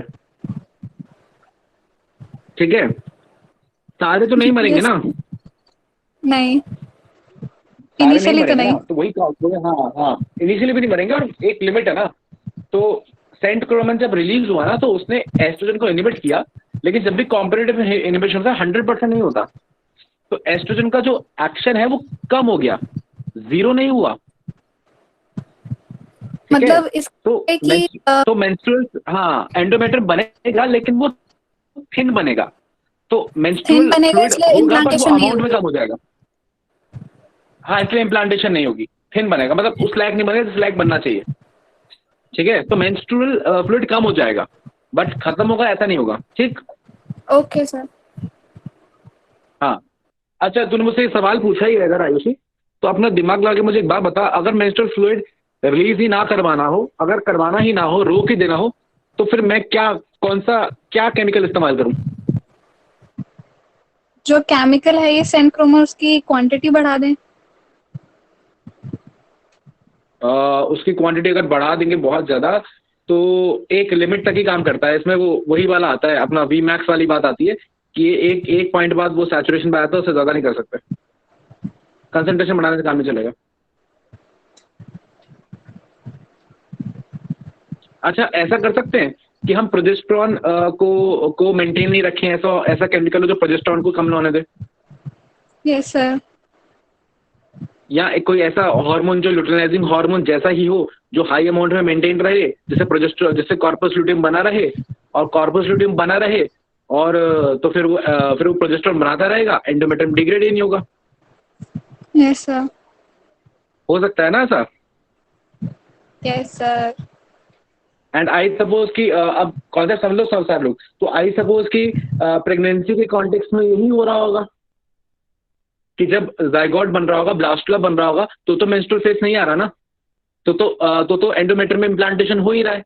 इसका मतलब एंडोमेट्रियम डिग्रेड नहीं कर रहा, इसका मतलब प्रोजेस्टेरॉन कम नहीं हो रहा, इसका मतलब कॉर्पस ल्यूटियम डिग्रेड नहीं किया, इसका मतलब ल्यूटिनाइजिंग हार्मोन खत्म नहीं हुआ, या कोई दूसरा हार्मोन है जिसने ल्यूटिनाइजिंग हार्मोन की जगह ले ली। तो दोनों में से कौन सा ट्रू है? ल्यूटिनाइजिंग हार्मोन खत्म नहीं हुआ कि किसी और हार्मोन ने जगह ले ली उसकी? किसी और हार्मोन ने जगह ले ली। यस, उस हार्मोन का नाम होता है HCG, ह्यूमन कोरियोनिक, मतलब कोरियन से रिलीज होने वाला, प्लेसेंटा के कोरियन से रिलीज ह्यूमन कोरियोनिक गोनाडोट्रोफिन। तो भाई RH गोनाडोट्रोफिन ही है ना, LH और FSH, तो उसके जैसा ही हार्मोन है HCG, ह्यूमन कोरियोनिक गोनाडोट्रोफिन, जो किससे रिलीज होता है? जो रिलीज होता है ये जो डेवलप्ड ब्लास्टुला है ना, जो ब्लास्टुला बन जाता है उसी से रिलीज होता है, और उससे रिलीज होने की वजह से ये LH का कहीं काम करता है, LH जैसा ही काम करता है, कॉर्पस ल्यूटियम को डिग्रेड नहीं होने देता, जिससे प्रोजेस्टेरॉन आता रहता है, जिसकी वजह से अल्टीमेटली मेंटेन रहता है एंडोमेट्रियम, और एंडोमेट्रियम के मेंटेन रहने से इजीली प्रेगनेंसी हो जाती है। तो ये सारे कॉन्सेप्ट्स जो हैं सब रिलेटेड हैं, तो याद रखिएगा HCG, ह्यूमन कोरियोनिक गोनाडोट्रोफिन, और ये वही हार्मोन है जो सिर्फ और सिर्फ ब्लास्टुला से रिलीज हो सकता है, और रिलीज भी कब होता है? मेनली इम्प्लांटेशन के बाद। ठीक है, implantation within a week हो जाता है। देखिए ल्यूटेल फेज तो 14 डेज का है ना, तो 14 दिन तक तो प्रोजेस्टेरॉन रहेगा ही, तो 14 दिन तक तो एंडोमेट्रियम रहेगा ही, और हमें सिर्फ 1 वीक चाहिए होता है इम्प्लांटेशन के लिए। तो 1 वीक में इम्प्लांटेशन हो जाता है, और इम्प्लांटेशन के बाद ये HCG आ जाता है, और HCG आते ही आपको LH की जरूरत पड़ती नहीं। उसके बाद LH चाहे हो चाहे ना हो कोई फर्क नहीं पड़ेगा। ठीक है, LH चाहे हो चाहे ना हो फर्क नहीं पड़ेगा, HCG उसकी जगह ले लेगा। ठीक है, तो यही होता है। अच्छा, ये वही HCG है जो हम टेस्ट करते हैं प्रेगनेंसी टूल किट्स में, देखने के लिए कि प्रेगनेंसी है या नहीं, क्योंकि प्रेगनेंसी होगी तो HCG होगा, और प्रेगनेंसी नहीं होगी तो HCG। आपकी क्या सुना लास्ट? सर नहीं हो रही।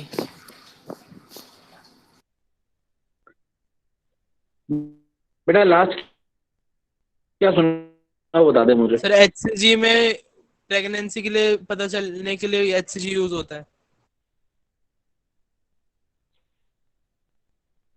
हाँ, HCG यूज क्या होता है? HCG को टेस्ट करते हैं यूरिन के अंदर। भाई ब्लड में है तो यूरिन में होगा, और यूरिन में अगर HCG पाया गया तो इसका मतलब फीमेल इज प्रेग्नेंट, और नहीं पाया गया तो भाई फीमेल इज नॉट प्रेग्नेंट। खैर, तो अब ना मैं आपको ये सारी बातें आपको क्यों बताई मैंने, ये सारे हार्मोन की कहानियां, ये सारी मैंने आपको इसलिए बताई ताकि मैं आपको ये वाला जो डायग्राम दिया है ना मेंस्ट्रुअल साइकिल का NCERT में, मैं आपको ये समझा सकूं। अभी डायग्राम बहुत सिंपल है, आप सबको ये डायग्राम नजर आ रहा है? सबको ये डायग्राम नजर आ रहा है? हाँ बेटा, ये डायग्राम अब समझो बहुत इंपॉर्टेंट है। इसमें ना ज्यादा कोई मुश्किल चीज नहीं है। इसने ना डायग्राम को 4 हिस्सों में बांटा हुआ है। ठीक है ना, पहले तो आप देख लो ये आप पहले तो इसको देखो, इसको वाई एक्सिस को देखो। तो अगर मैं वाई एक्सिस की बात करूं तो 4 टुकड़ों में इस डायग्राम को बांटा गया है। जो सबसे ऊपर वाला टुकड़ा है द टॉप मोस्ट, बेटा वो क्या दिखा रहा है? जो टॉप मोस्ट रीजन दिखा रहा है वो दिखा रहा है आपके पिट्यूटरी के हार्मोन्स कि भाई एफएसएच में क्या चल रहा है, एलएच में क्या चल रहा है, वो कब बढ़ रहे हैं, वो कब घट रहे हैं। वो वाला जो हिस्सा है वो कौन दिखा रहा है? सबसे टॉप मोस्ट वाला पार्ट दिखा रहा है। Clear point? आ रही बात समझे? पिट्यूटरी हार्मोन्स के लेवल। फिर जो दूसरा हिस्सा है, इन्हीं हार्मोन्स के इन्फ्लुएंस के अंदर ओवरी के अंदर क्या चल रहा है? भाई ओवरी के अंदर इन हार्मोन्स के इन्फ्लुएंस पे फॉलिकल किस तरीके से डेवलप कर रहे हैं, वो वाला पार्ट दिखा रहा है कौन? सेकंड वाला हिस्सा। ठीक है, सिर्फ फॉलिकल्स ही नहीं, वो ये भी दिखा रहा है कि अल्टीमेटली ओवरी के अंदर कॉर्पस लूटियम बना, डिग्रेड हुआ, वो वाला कॉन्सेप्ट। ठीक, आ रही बात समझ में? ओके। अच्छा, अब इन दोनों के कॉन्टेक्स्ट में अल्टीमेटली ओवरी में से कौन से हार्मोन रिलीज हो रहे हैं, जो कौन से एस्ट्रोजन और प्रोजेस्टेरोन, उनके लेवल पे क्या असर हो रहा है, वो तीसरे वाला पार्ट दिखा रहा है कि भाई एस्ट्रोजन क्या बढ़ रहा है, फिर बढ़ रहा है ना, और प्रोजेस्टेरोन कैसे बढ़ रहा है, वो पार्ट दिखा रहा है कौन? The third point. ठीक, और चौथा हिस्सा इस डायग्राम में क्या दिखा रहा है? चौथा हिस्सा एक्सप्लेन कर रहा है कि यूट्रस के अंदर क्या चेंजेस आ रहे हैं कि भाई यूट्रस पहले एकदम ब्लड वर्ड रिलीज हो रहा था, बनने लगी, ठीक हो गई, फिर अल्टीमेटली फिर से वो क्या हो गई? डिग्रेड हो गई। तो जो चौथा हिस्सा है वो यूट्रस का पार्ट दिखा रहा है। तो मतलब एंटीरियर पिट्यूटरी जो हार्मोन आ रहा है उनका क्या हो रहा है, उसकी वजह से ओवरी में क्या हो रहा है, उसकी वजह से ओवरी में कौन से हार्मोन रिलीज हो रहे हैं, और इसका ओवरऑल इम्पैक्ट यूट्रस में क्या हो रहा है, इन सबको जब मिला के पढ़ते हैं तो वो मेंस्ट्रुअल साइकिल हो जाती है। तो मेंस्ट्रुअल साइकिल का ये डायग्राम हो जाता है। अच्छा, इसके एक्स एक्सिस पे भी आ जाते हैं। अब इसके एक्स एक्सिस में देखिए क्या नजर आ रहा है आपको? नजर आ रहे हैं 1 से लेके 29 या 28 दिन। अब 1 से लेके 1 to 28 हम जनरली मानते हैं कि मेंस्ट्रुअल साइकिल 28 डेज की होती है। मैं 28 इसलिए मान रहा हूँ क्योंकि नॉर्मली जो फीमेल्स हैं उनमें ये साइकिल 28 डेज का रहता है, मतलब कि मेजॉरिटी ऑफ द फीमेल्स के अंदर। ठीक है, हाँ अगर किसी फीमेल में 27 डे की होती है, 29 की होती है, 30 की होती है, 31 की होती है या 26 की होती है, तो ऐसा नहीं है कि वो होमोसेपियन नहीं है या वो कोई दूसरे एलियन है। ये वेरी कर सकता है फ्रॉम पर्सन टू पर्सन, लेकिन जो generalised major category of female के अंदर है the cycle is of 28 days. ठीक है, इसलिए हम जनरली जब बात करते हैं तो हम 28 के हिसाब से करते हैं। तो मैं जितनी बातें कहूँगा ना कि 6 डे का फॉलिकुलर फेज है, ठीक है ना, 14 डे पे ओवुलेशन है, तो ये सारी बातें आप समझ जाइएगा कि मैं 28 डे साइकिल के हिसाब से बात कर रहा हूँ, मैं 29 या 30 डे साइकिल के हिसाब से बात नहीं कर रहा हूँ। तो in most of the female cycle 28 days की होती है, तो ये 28 डेज साइकिल के हिसाब से दिए गए। अच्छा, बाय यूनिवर्सल कोई गड़बड़ ना हो समझने में, तो इसलिए हम जो फर्स्ट डे है बाय डिफॉल्ट मानते हैं कि फर्स्ट डे वो मानते हैं जब मेंसेस स्टार्ट होता है, मतलब जब एंडोमेट्रियम डिग्रेड करती है ब्लड की फॉर्म में, तब उसको हम day 1 of the menstrual cycle करते हैं, काउंट करते हैं। तो ब्लड रिलीज होने वाले दिन को फर्स्ट डे काउंट किया, और जब उसके बाद दोबारा ब्लड रिलीज हुआ तो अगेन वो फर्स्ट डे हो गया। ठीक है ना, और इसके बीच में कितने दिन आए? 28 डेज आए। उस 28 डेज की क्या है? साइकिल है। अब इस साइकिल के बारे में मैं थोड़ा सा आपको और बताऊं तो इस तरीके से आप देख सकते हैं कि इसमें फर्स्ट 7 डेज जो हैं, या जिसमें मेनली जो फर्स्ट 4 डेज होते हैं, that is the time of intense menses. ठीक है, फर्स्ट 4 या 5 डेज जब, या 4 डेज जब इंटेंस मेंसेस होता है, एंडोमेट्रियम डिग्रेड होकर रिलीज होती रहती है, तो हम overall first to 6 days 7 days first week को हम मानते हैं the menstrual phase. Menstrual phase के बाद आपको बताया फॉलिकल्स डेवलप करते हैं, और उस फेज को हम बोलते हैं द फॉलिकुलर फेज बोलते हैं, जो 8 से लेके आप मान सकते हैं 13th तक रहता है। मैं 13 तक इसलिए बोल रहा हूँ क्योंकि 14th डे वो डे है जब ग्राफिन फॉलिकल रप्चर हो जाएगा और सेकेंडरी oocyte रिलीज हो जाएगा, और सेकेंडरी oocyte के रिलीज होने वाले उस 14th डे को हम बोलते हैं द ओव्यूलेटरी फेज या ओव्यूलेशन, जो सबसे इंपॉर्टेंट है क्योंकि ये सारा तामझाम हो ही किसके लिए रहा है? ओव्यूलेशन के लिए हो रहा है। ठीक है, फिर ओव्यूलेशन के बाद 15वें दिन से हम काउंट करना शुरू कर देते हैं द लूटियल फेज। अच्छा बेटा, लूटियल फेज की क्या खास बात है कि कॉर्पस लूटियम चाहे साइकिल 26 दिन की हो, चाहे 20 दिन की हो, चाहे वो 30 की हो, चाहे 32 की हो, कितने डेज की साइकिल हो, luteal phase is always fixed and fixed for like 14 days, मतलब 14 डेज का ही रहेगा वो। ठीक है, अगर वो 15 पे शुरू होगा तो यस 29 पे उसको खत्म होना ही होना है, 28 के बाद उसको खत्म होना ही होना है, ठीक है। अगर वो यही 12 पे शुरू हुआ होता तो वो उसको फिर अल्टीमेटली 26 डे पे खत्म होना ही पड़ता, 27 पे नया डे शुरू होना ही होता, फर्स्ट से फिर से शुरू होनी होती साइकिल। तो luteal phase is fixed for 14 days, चाहे साइकिल कितनी भी लंबी हो। और इसका हम फायदा भी उठाते हैं, ठीक है ना। कैसे फायदा उठाते हैं? जब जानना होता है कि ओवुलेटरी डे कौन सा है, ठीक है ना। मान लीजिए कोई फीमेल है, उसका जो मेंस्ट्रुअल साइकिल है वो 30 डेज का है और हमें निकालना है डे ऑफ ओवुलेशन। तो हम क्या करेंगे, 30 में से 14 माइनस कर देंगे। जब लुटियल फेज शुरू हुआ तो कितनी देर पहले लुटियल फेज शुरू हुआ होगा? 30 माइनस 14 यानी 16th डे शुरू हुआ होगा। मतलब 16th को क्या हुआ होगा? 16 डे को क्या हुआ होगा? ओवुलेशन। तो बड़ा आसानी से डे ऑफ ओवुलेशन निकल आता है, ठीक है। तो अगर number of days of menstrual cycle पता हो और लुटियल फेज का पता, और sorry number of days of menstrual cycle का पता हो, तो हम डे ऑफ ओवुलेशन निकाल सकते हैं। कैसे? सिंपली 14 माइनस कर देंगे और जो डे ऑफ ओवुलेशन है वो निकल के आ जाएगा। I suppose this is clear to everybody.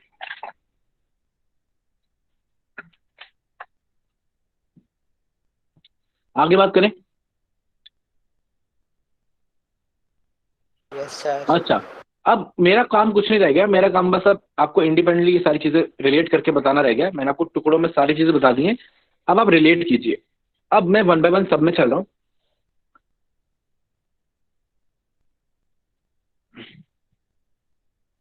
Okay, तो आप देखिए कि यहां पर हमारे पास ये हार्मोन है द LH। अब मैं यहाँ पे पॉइंटर इस्तेमाल कर रहा हूँ कि आप देखिए, पहले FSH लेते हैं। FSH शुरू में बढ़ा, ठीक है। एंड बेटा आपको पता है जब ये FSH बढ़ा तो क्या हुआ? फॉलिकल डेवलप होना शुरू हुआ, तो फॉलिकल डेवलप होना इनिशिएट हो गया, ठीक, क्लियर। अच्छा, अब ये धीरे धीरे धीरे धीरे बढ़ा, उसके साथ LH भी बढ़ा, दोनों बढ़े आपस में, ठीक है। लेकिन LH अमाउंट में ज्यादा इंक्रीज हो रहा है, LH थोड़ा स्लोली इंक्रीज हो रहा है, ठीक है। तो FSH बढ़ा, LH बढ़ा। अब जैसे ये बढ़ रहे हैं तो बेटा क्या होगा? जो मैंने आपको बताया, फॉलिकल डेवलप करेगा, फॉलिकल डेवलप हो रहा है। जब ये फॉलिकल धीरे धीरे धीरे धीरे बेटा डेवलप होगा, तब ये क्या रिलीज करेगा? एस्ट्रोजन। तो साथ साथ क्या बढ़ने लगेगा? एस्ट्रोजन। और जब एस्ट्रोजन बढ़ेगा, जैसा कि आप नीचे देख रहे हो, तब ये पॉजिटिव फीडबैक देगा। किसको पॉजिटिव फीडबैक हो? एंटेरियर पिट्यूटरी को। बोलेगा भाई तुम अच्छा काम कर रहे हो, LH-FSH रिलीज करा रहे हो और कराओ। तो अल्टीमेटली क्या होगा? जैसे ही एस्ट्रोजन अब जितना ज्यादा एस्ट्रोजन हाई होगा, एस्ट्रोजन जितना ज्यादा हाई होगा, मतलब मान लीजिए यहाँ पर जितना ज्यादा एस्ट्रोजन हाई होगा उतना ज्यादा वो LH और FSH को रिलीज कराएगा। तो यहाँ पे ये हाई हुआ, जिसकी वजह से LH और FSH क्या हो गए? हाई हो गए। जैसे कि आप देख सकते हो कि भाई ये LH हाई हो गया और ये FSH अपने लेवल से हाई हो गया, जिसकी जितनी क्षमता है। तो LH जितना हाई हुआ, इसको बोला हमने LH सर्ज। तो LH सर्ज हुआ, उसकी वजह से नीचे देखो क्या हुआ, ये जो ग्राफिन फॉलिकल है ये रप्चर हो गया और सेकेंडरी साइड क्या गया? बाहर आ गया। क्लियर है पॉइंट? तो ये सारे को हम क्या बोल रहे हैं? Follicular phase. अच्छा, ये जो एस्ट्रोजन रिलीज हुआ, आप देखो इसने एंडोमेट्रियम पे क्या चेंज लाया। आप नीचे देख सकते हो कि भाई जब तक ये नहीं था तब तक मेंसेस था, एंडोमेट्रियम डिग्रेड कर चुकी थी। अब जैसे ही एस्ट्रोजन आया, उसने धीरे धीरे धीरे धीरे धीरे धीरे धीरे धीरे वापस बनाया, उसने किसको? एंडोमेट्रियम को वापस बनाया। तो आप चारों चीजों को रिलेट कर सकते हो कि यहाँ पे LH और FSH बढ़ रहे हैं, जिसकी वजह से फॉलिकल डेवलप हो रहा है, फॉलिकल की वजह से एस्ट्रोजन बढ़ रहा है, एस्ट्रोजन बढ़ने की वजह से एंडोमेट्रियम वापस बन रही है, एस्ट्रोजन हाई लेवल पे जा रहा है, एस्ट्रोजन के हाई लेवल पे जाने से LH पीक पे आ रहा है, पीक पे आने से ग्राफिन फॉलिकल रप्चर हो रहा है और ग्राफिन फॉलिकल रप्चर होने से सेकेंडरी साइड बाहर आ रहा है। और इसी LH की प्रेजेंस में क्या बन जाएगा? कॉर्पस लुटियम, जैसा कि मैंने आपको फर्दर बताया, ठीक। फिर मैंने आपको क्या बताया कि बेटा कॉर्पस लुटियम बनेगा तो फिर से वो क्या बनाएगा? एस्ट्रोजन और प्रोजेस्टेरॉन। तो अगले, तो आप ये लुटियल फेज, जिसको हम सेक्रेटरी फेज भी बोलते हैं, लुटियल या सेक्रेटरी फेज, ये भी याद रखिएगा। इसने क्या देखा आपने? इसमें आपने देखा कि इसके अंदर ये एस्ट्रोजन आया ब्लू कलर से, वो बढ़ा, और देखो बेटा साथ में कौन बढ़ा? ये प्रोजेस्टेरॉन बढ़ा, ठीक है। जैसे प्रोजेस्टेरॉन ज्यादा होता है और एस्ट्रोजन क्या होता है? कम। पहले वाले से एस्ट्रोजन क्या होता है? कम होता है। तो लुटियल फेज में अंडर द कॉर्पस लुटियम जिसको किसने बनाया है? LH ने। जिसको मेंटेन कौन रखा है? LH। ये एस्ट्रोजन प्रोजेस्टेरोन दोनों बढ़े। अब वापस से एस्ट्रोजन बढ़ा तो क्या हुआ? अब आप देखो नीचे एंडोमेट्रियम में, एंडोमेट्रियम क्या होने लगी? थिक होने लगी और मोटी होने लगी, है ना? ये देख रहे हो आप कि ये और पहले से क्या हो गई है? मोटी हो गई है। तो धीरे धीरे धीरे धीरे पहले वो मोटी हुई, पहले वो बनी फॉलिकुलर फेज में, फिर ओवुलेशन हुआ, फिर ओवुलेशन के बाद फिर वो और मोटी हुई। Clear point? अच्छा, फिर आपने क्या नोटिस करते हो कि जैसे ये पीक करेंगे ये नेगेटिव फीडबैक देंगे एंटीरियर पिट्यूटरी को, और जैसे ही नेगेटिव फीडबैक देंगे आप देखेंगे कि इनके लेवल्स गिर जाएंगे, LH के भी और FH के लेवल क्या जाएंगे? गिर जाएंगे। और जैसे ही ऊपर LH और FH के लेवल्स गिरेंगे उसके रिस्पॉन्स में धीरे धीरे इनके लेवल्स भी क्या हो जाएंगे? गिर जाएंगे। और जैसे इनके लेवल्स गिरेंगे तो फाइनली लास्ट में क्या देखते हो? वापस से क्या शुरू हो गया? मेंस्ट्रुअल फेज क्या हो गया? शुरू हो गया। क्लियर है पॉइंट? आ रही बात समझ में? तो ये चारों चीजें आपस में क्या है? रिलेटेड है। अब आपका सभी सवालों के जवाब हैं। कोई अगर आपसे पूछे कि बेटा ये बताओ कि LH क्यों पीक कर रहा है, LH सर्च क्यों हो रही है, तो आप बोलोगे एस्ट्रोजन के इंक्रीज होने की वजह से। कोई पूछेगा एस्ट्रोजन क्यों बढ़ रहा है शुरुआत में फॉलिकुलर फेज में, तो आप बोलोगे फॉलिकल ग्रो कर रहे हैं इसलिए। कोई बोलेगा कि लुटियल फेज में एस्ट्रोजन प्रोजेस्टेरोन क्यों बढ़ रहे हैं, तो आप बोलोगे कॉर्पस लुटियम की वजह से। कोई पूछेगा कॉर्पस लुटियम बनाया किसने, तो आप बोलोगे LH ने। कोई पूछेगा मेंटेन कौन कर रहा है, तो आप बोलोगे LH मेंटेन कर रहा है। कोई बोलेगा कि फिर कॉर्पस लुटियम डिग्रेड क्यों हो गया, तो आप बोलोगे क्योंकि LH डिग्रेड हो गया। कोई पूछेगा LH क्यों डिग्रेड हो गया, तो आप बोलोगे एस्ट्रोजन प्रोजेस्टेरोन पीक पे आया, हाई हुआ, और E/P रेशियो जो है वो काफी ज्यादा जो है डिक्रीज हो गया, जिसकी वजह से LH क्या हो गया? डिक्रीज हो गया। तो पूछेगा इससे क्या इफेक्ट पहुंचा, हम बोलेंगे प्रोजेस्टेरोन नहीं रहा, तो एंडोमेट्रियम डिग्रेड हो गई, मेंस्ट्रुअल फेज आ गया। क्लियर है पॉइंट? तो ये डायग्राम है नॉर्मल कंडीशन में। अब मान लो कोई फीमेल है जो प्रेग्नेंट हो जाती है, तो प्रेग्नेंट हो जाएगी तो प्रोजेस्टेरोन तो कम होगा नहीं, क्यों? Thanks to HCG, human chorionic gonadotrophin. तो इसका डायग्राम कैसे बनेगा? नेक्स्ट साइकिल के बजाय प्रोजेस्टेरोन जाएगा ऐसे हाई, ये डायग्राम हो जाएगा, प्रोजेस्टेरोन बढ़ जाएगा और सॉरी एस्ट्रोजन बढ़ जाएगा और प्रोजेस्टेरोन भी जाएगा सीधा कहाँ? हाई। क्यों? क्योंकि कॉर्पस लुटियम डिग्रेड ही नहीं होगा, कॉर्पस लुटियम क्या रहेगा? मेंटेन्ड, और मेंटेन्ड रहेगा किसके इन्फ्लुएंस में? Under the influence of HCG। तो ये कहानी चल रही है। इसीलिए अगर एक मेंस्ट्रुअल फेज नहीं आता, ठीक है, मान लीजिए फीमेल जो है she is a married female and she and her husband are regularly practicing sexual intercourse या coitus, और फिर हम मान लेते हैं कि उसके मेंस्ट्रुअल साइकिल के अंदर मेंसेस वाला फेज जो है वो स्किप हो गया, मेंस्ट्रुअल साइकिल स्टार्ट नहीं हुई वापस से, ठीक है, तो फिर उसके माइंड में क्या आ जाता है कि शी माइट बी प्रेग्नेंट। तो द मिसिंग या skipping of menstrual phase may be is indicative of pregnancy, is indicative of pregnancy। हालांकि इसके और भी रीजंस हो सकते हैं, जैसे कि स्ट्रेस, कोई बीमारी, डिजीज, ठीक है, पुअर ईटिंग हैबिट्स, ठीक है, तो ये सब भी उसके रीजंस हो सकते हैं। लेकिन of course if a female is like continuously practicing this regularly practicing coitus and that too unprotected coitus, तो yes, फिर उस केस में हम कह सकते हैं कि pregnancy may be a reason of missing the menstrual phase। clear? अब इस सारे डायग्राम के अंदर एक चीज और है नोटिस करने वाली, वो क्या है?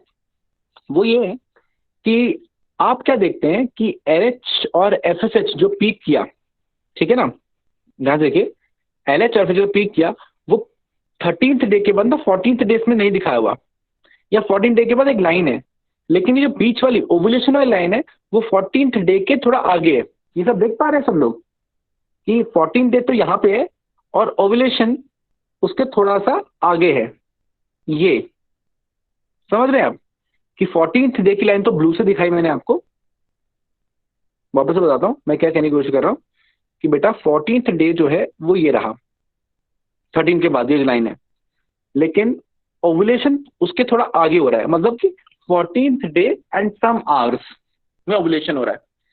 तो ऐसा क्यों है बेटा? ऐसा इसलिए है क्योंकि सब हार्मोनल चीजें हैं, हार्मोनल नर्वस सिस्टम नहीं है कि ये LH इंक्रीज हुआ ये हो गया ओवुलेशन, ऐसा नहीं होता।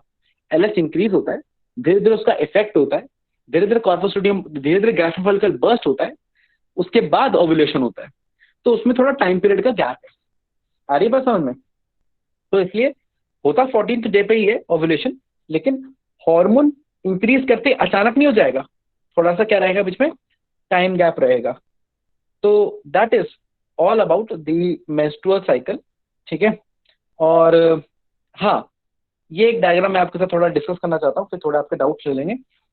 अब ये डायग्राम में थोड़ा कंफ्यूजिंग है, एनसीईआरटी की तो आदत रही है कि अपने डायग्राम से बच्चों को कंफ्यूज करना, तो इसलिए मैं हालांकि वो एकदम सही होते हैं लेकिन फिर भी थोड़ा कंफ्यूज कर दें, इसलिए मैं आपके लिए और एक सिंपल डायग्राम लाया हूँ जो दिखने में कॉम्प्लिकेटेड है लेकिन बहुत ही क्लियर इंफॉर्मेशन दे रहा है। ये डायग्राम में एग्जैक्ट अमाउंट है हर हार्मोन का कि वो कब इंक्रीज कर रहा है और कितना इंक्रीज कर रहा है। अब इस डायग्राम से आपको कंफ्यूजन होता है, लेकिन इस डायग्राम में आप ध्यान से देखो, ऑरेंज वाला एस्ट्रोजन है। तो एस्ट्रोजन को देखो कि फॉलिकुलर फेज के अंदर वो एकदम ही हाई है, कितना है लेवल, और वही कंपेयर करो ल्यूटियर फेज में तो उतना ज्यादा नहीं है। आ रही बात समझ में? इसलिए estrogen is higher in the case of follicular phase, लेकिन ल्यूटियर फेज में भी वो है, कर वो पीक ही रहा है, लेकिन टोटल अमाउंट पहले वाले से काफी कम है। वहीं प्रोजेस्टेरोन का अमाउंट क्या है, काफी ज्यादा है, इसलिए मैंने बोला कि प्रोजेस्टेरोन ज्यादा रिलीज होता है, एस्ट्रोजन कंपैरेटिवली कम रिलीज होता है, ठीक। अच्छा, अब आप LH और FSH के बीच डिफरेंस देखिए, LH कितना ज्यादा है और FSH कितना, मतलब है FSH और LH दोनों अपने लेवल पे मैक्सिमम है, अपने अपने लेवल पे, लेकिन दोनों का मैक्सिमम का जो लिमिट है वो बहुत हाई है LH के केस में, FSH के केस में उतनी हाई नहीं है। अच्छा, ऑर्डर ऑफ इंक्रीज की बात करेंगे तो पहले एस्ट्रोजन इंक्रीज करता है, फिर LH, मतलब पीक की बात करेंगे, पहले एस्ट्रोजन पीक करेगा, फिर LH पीक करेगा, फिर FSH पीक करेगा और फिर प्रोजेस्टेरोन पीक करेगा। तो ये जो डायग्राम मैं आपको ये लास्ट में दिखा रहा हूँ, ये एक एग्जैक्ट डायग्राम है, ठीक है, जो हर हार्मोन का अपना अपना लेवल बता रहा है अलग अलग फेजेस में, ठीक। बाकी किसी को डाउट हो तो बात कर लीजिए, फिर अगली बार हम एस्ट्रोसाइकिल और बाकी बची चीजों की बात करेंगे थोड़ी बहुत, और इस टॉपिक को खत्म करके बात करेंगे फीमेल रिप्रोडक्टिव पार्ट्स जो बचे हुए हैं उनकी बात करेंगे, that is vagina, memory glands and vulva. तो आज की क्लास के लिए मेरे पास आपके लिए इतना ही है, किसी के डाउट है आप मुझसे पूछ सकते हैं। डायग्राम दिखाना। और हाँ, आपकी 3-4 DPP जो है अपलोड हो गई हैं आज, तो आप उसको कर लीजिएगा। अगली बार 1 मिनट DPP भी डिस्कस करेंगे। आपकी 3-4 DPPs अपलोड हुई हैं आज, देख लीजिएगा, और उन DPPs को हम नेक्स्ट टाइम डिस्कस करेंगे। नेक्स्ट टाइम क्या मतलब, 2 DPPs को नेक्स्ट टाइम डिस्कस करेंगे, फर्स्ट एंड सेकेंड, और थर्ड और फोर्थ वाले को उसकी अगली क्लास में। तो अगली क्लास तक आप 2 DPPs कर लीजिए एटलीस्ट, ठीक। हाँ, अब डाउट पूछ लो। सर एक बार और डायग्राम दिखाना अभी जो आपने सबसे लास्ट में दिखाया था सर। क्या हुआ, ऐसे पूछो, मैं वापस दिखाता हूँ, रुक जाओ। ये डायग्राम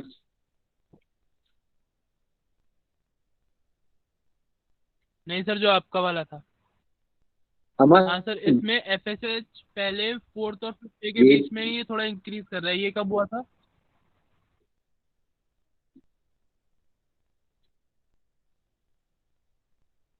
बेटा ये फॉलिकल को जब वो स्टिमुलेट करा रहा था ना मेंस्ट्रुअल फेज के बाद की, फॉलिकल तो शुरू हो जाए डेवलप करने के लिए, तब की बात है।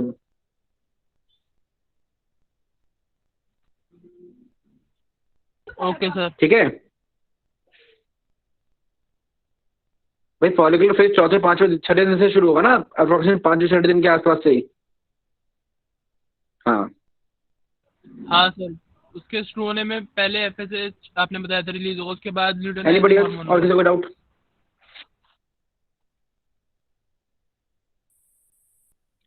हाँ नहीं, पहले LH बोला पीक करने में, फिर FSH बोला, वो थोड़ा इंक्रीज हुआ ना, पीक पे थोड़ा ना क्या, अपने लेवल के मैक्सिमम पे थोड़ा ना क्या। अपने लेवल के मैक्सिमम की बात करूं तो पहले LH फिर FSH।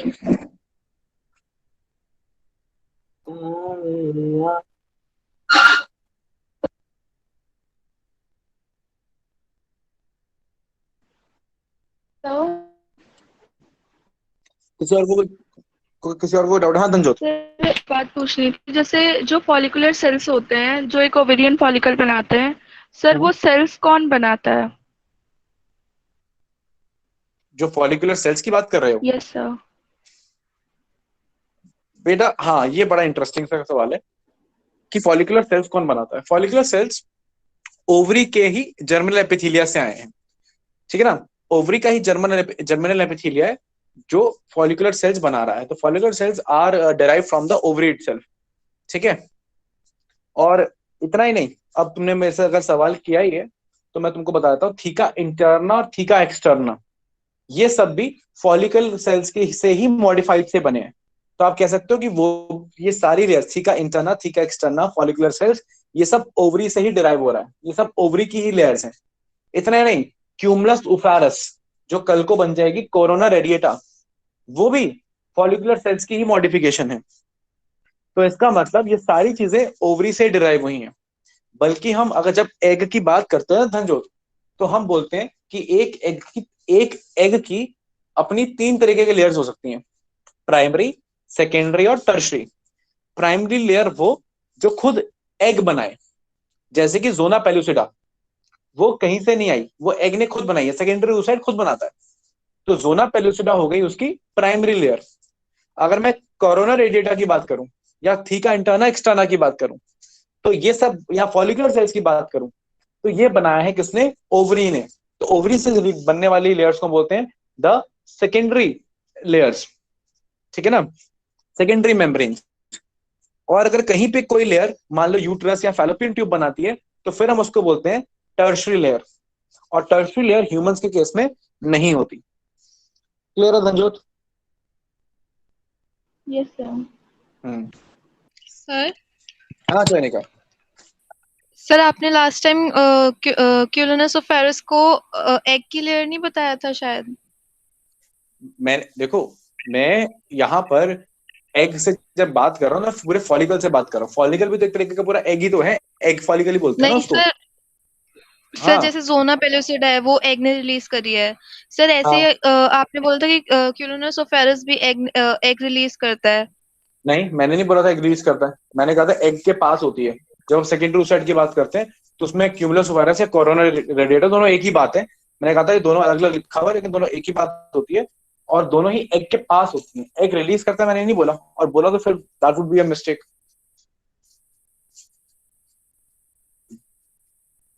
ठीक है Jayanika? Yes anybody else? Sir आपने हाँ आपने बोला धनजोत, आपसे बात मत करता हूँ। HCG ब्लास्टोसाइट रिलीज करता है। ब्लास्टुला रिलीज करेगा। हाँ ब्लास्टुला रिलीज करेगा। सर NCERT में तो लिखा है कि प्लेसेंटा रिलीज करता है। अरे एनसीईआरटी की बातें हम करेंगे ना। देखो एनसीईआरटी गलत नहीं लिखती, लेकिन एनसीईआरटी वही चीजें लिखती है जो, ऐसा नहीं होता कि जो एनसीईआरटी जो लिखा है वो गलत है। एनसीईआरटी लिखा है एकदम सही है, प्लेसेंटा रिलीज करता है। लेकिन प्लेसेंटा से पहले अगर कोई चीज रिलीज करती है तो वो ये है, ब्लास्टुला है, ठीक है। एक्चुअली अब तुमको, अगर मैं, हालांकि अभी डिस्टर्ब नहीं करना चाह रहा था कॉन्सेप्ट, लेकिन अगर तुमको बताऊं तो होता ही है कि ब्लास्टुला की 2 लेयर्स होती है, inner cell mass and trophoblast. Trophoblast का भी 2 पार्ट होते हैं, सिंसाइशियो एंड साइशियो। तो उसमें जो साइशियो ट्रोफोब्लास्ट होता है, मतलब ये जो ट्रोफोब्लास्ट लेयर है, वही ट्रोफोब्लास्ट लेयर प्लेसेंटा का पार्ट बाद में बनती है, ठीक है ना। तो पहले ही एचसीजी रिलीज होना शुरू हो जाता है। अब जहां से एचसीजी रिलीज हो रहा है वही पार्ट बन गया प्लेसेंटा, तो आगे फिर वही पार्ट आगे रिलीज कर रहा है, तो वही प्लेसेंटा ही रिलीज कर रहा है। तो बात वो एक ही है। बस एनसीईआरटी थोड़ा आगे की बात बताइए, मैं आपको इनिशियल लेवल की बात बता रहा हूँ। ठीक है Ayushi? Yes sir. And it's good that you are reading NCERT. Anybody else?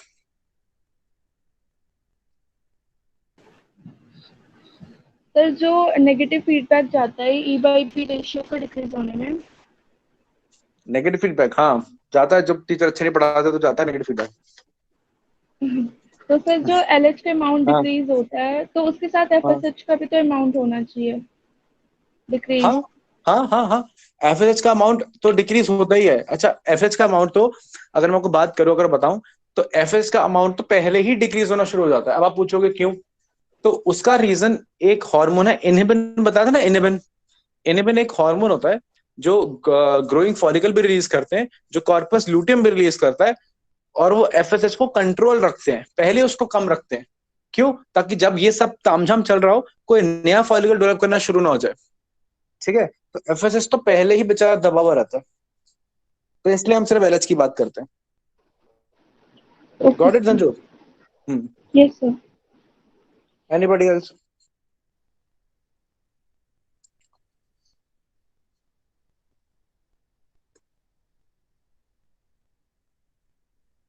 चलो ठीक है, अगर किसी की और कोई और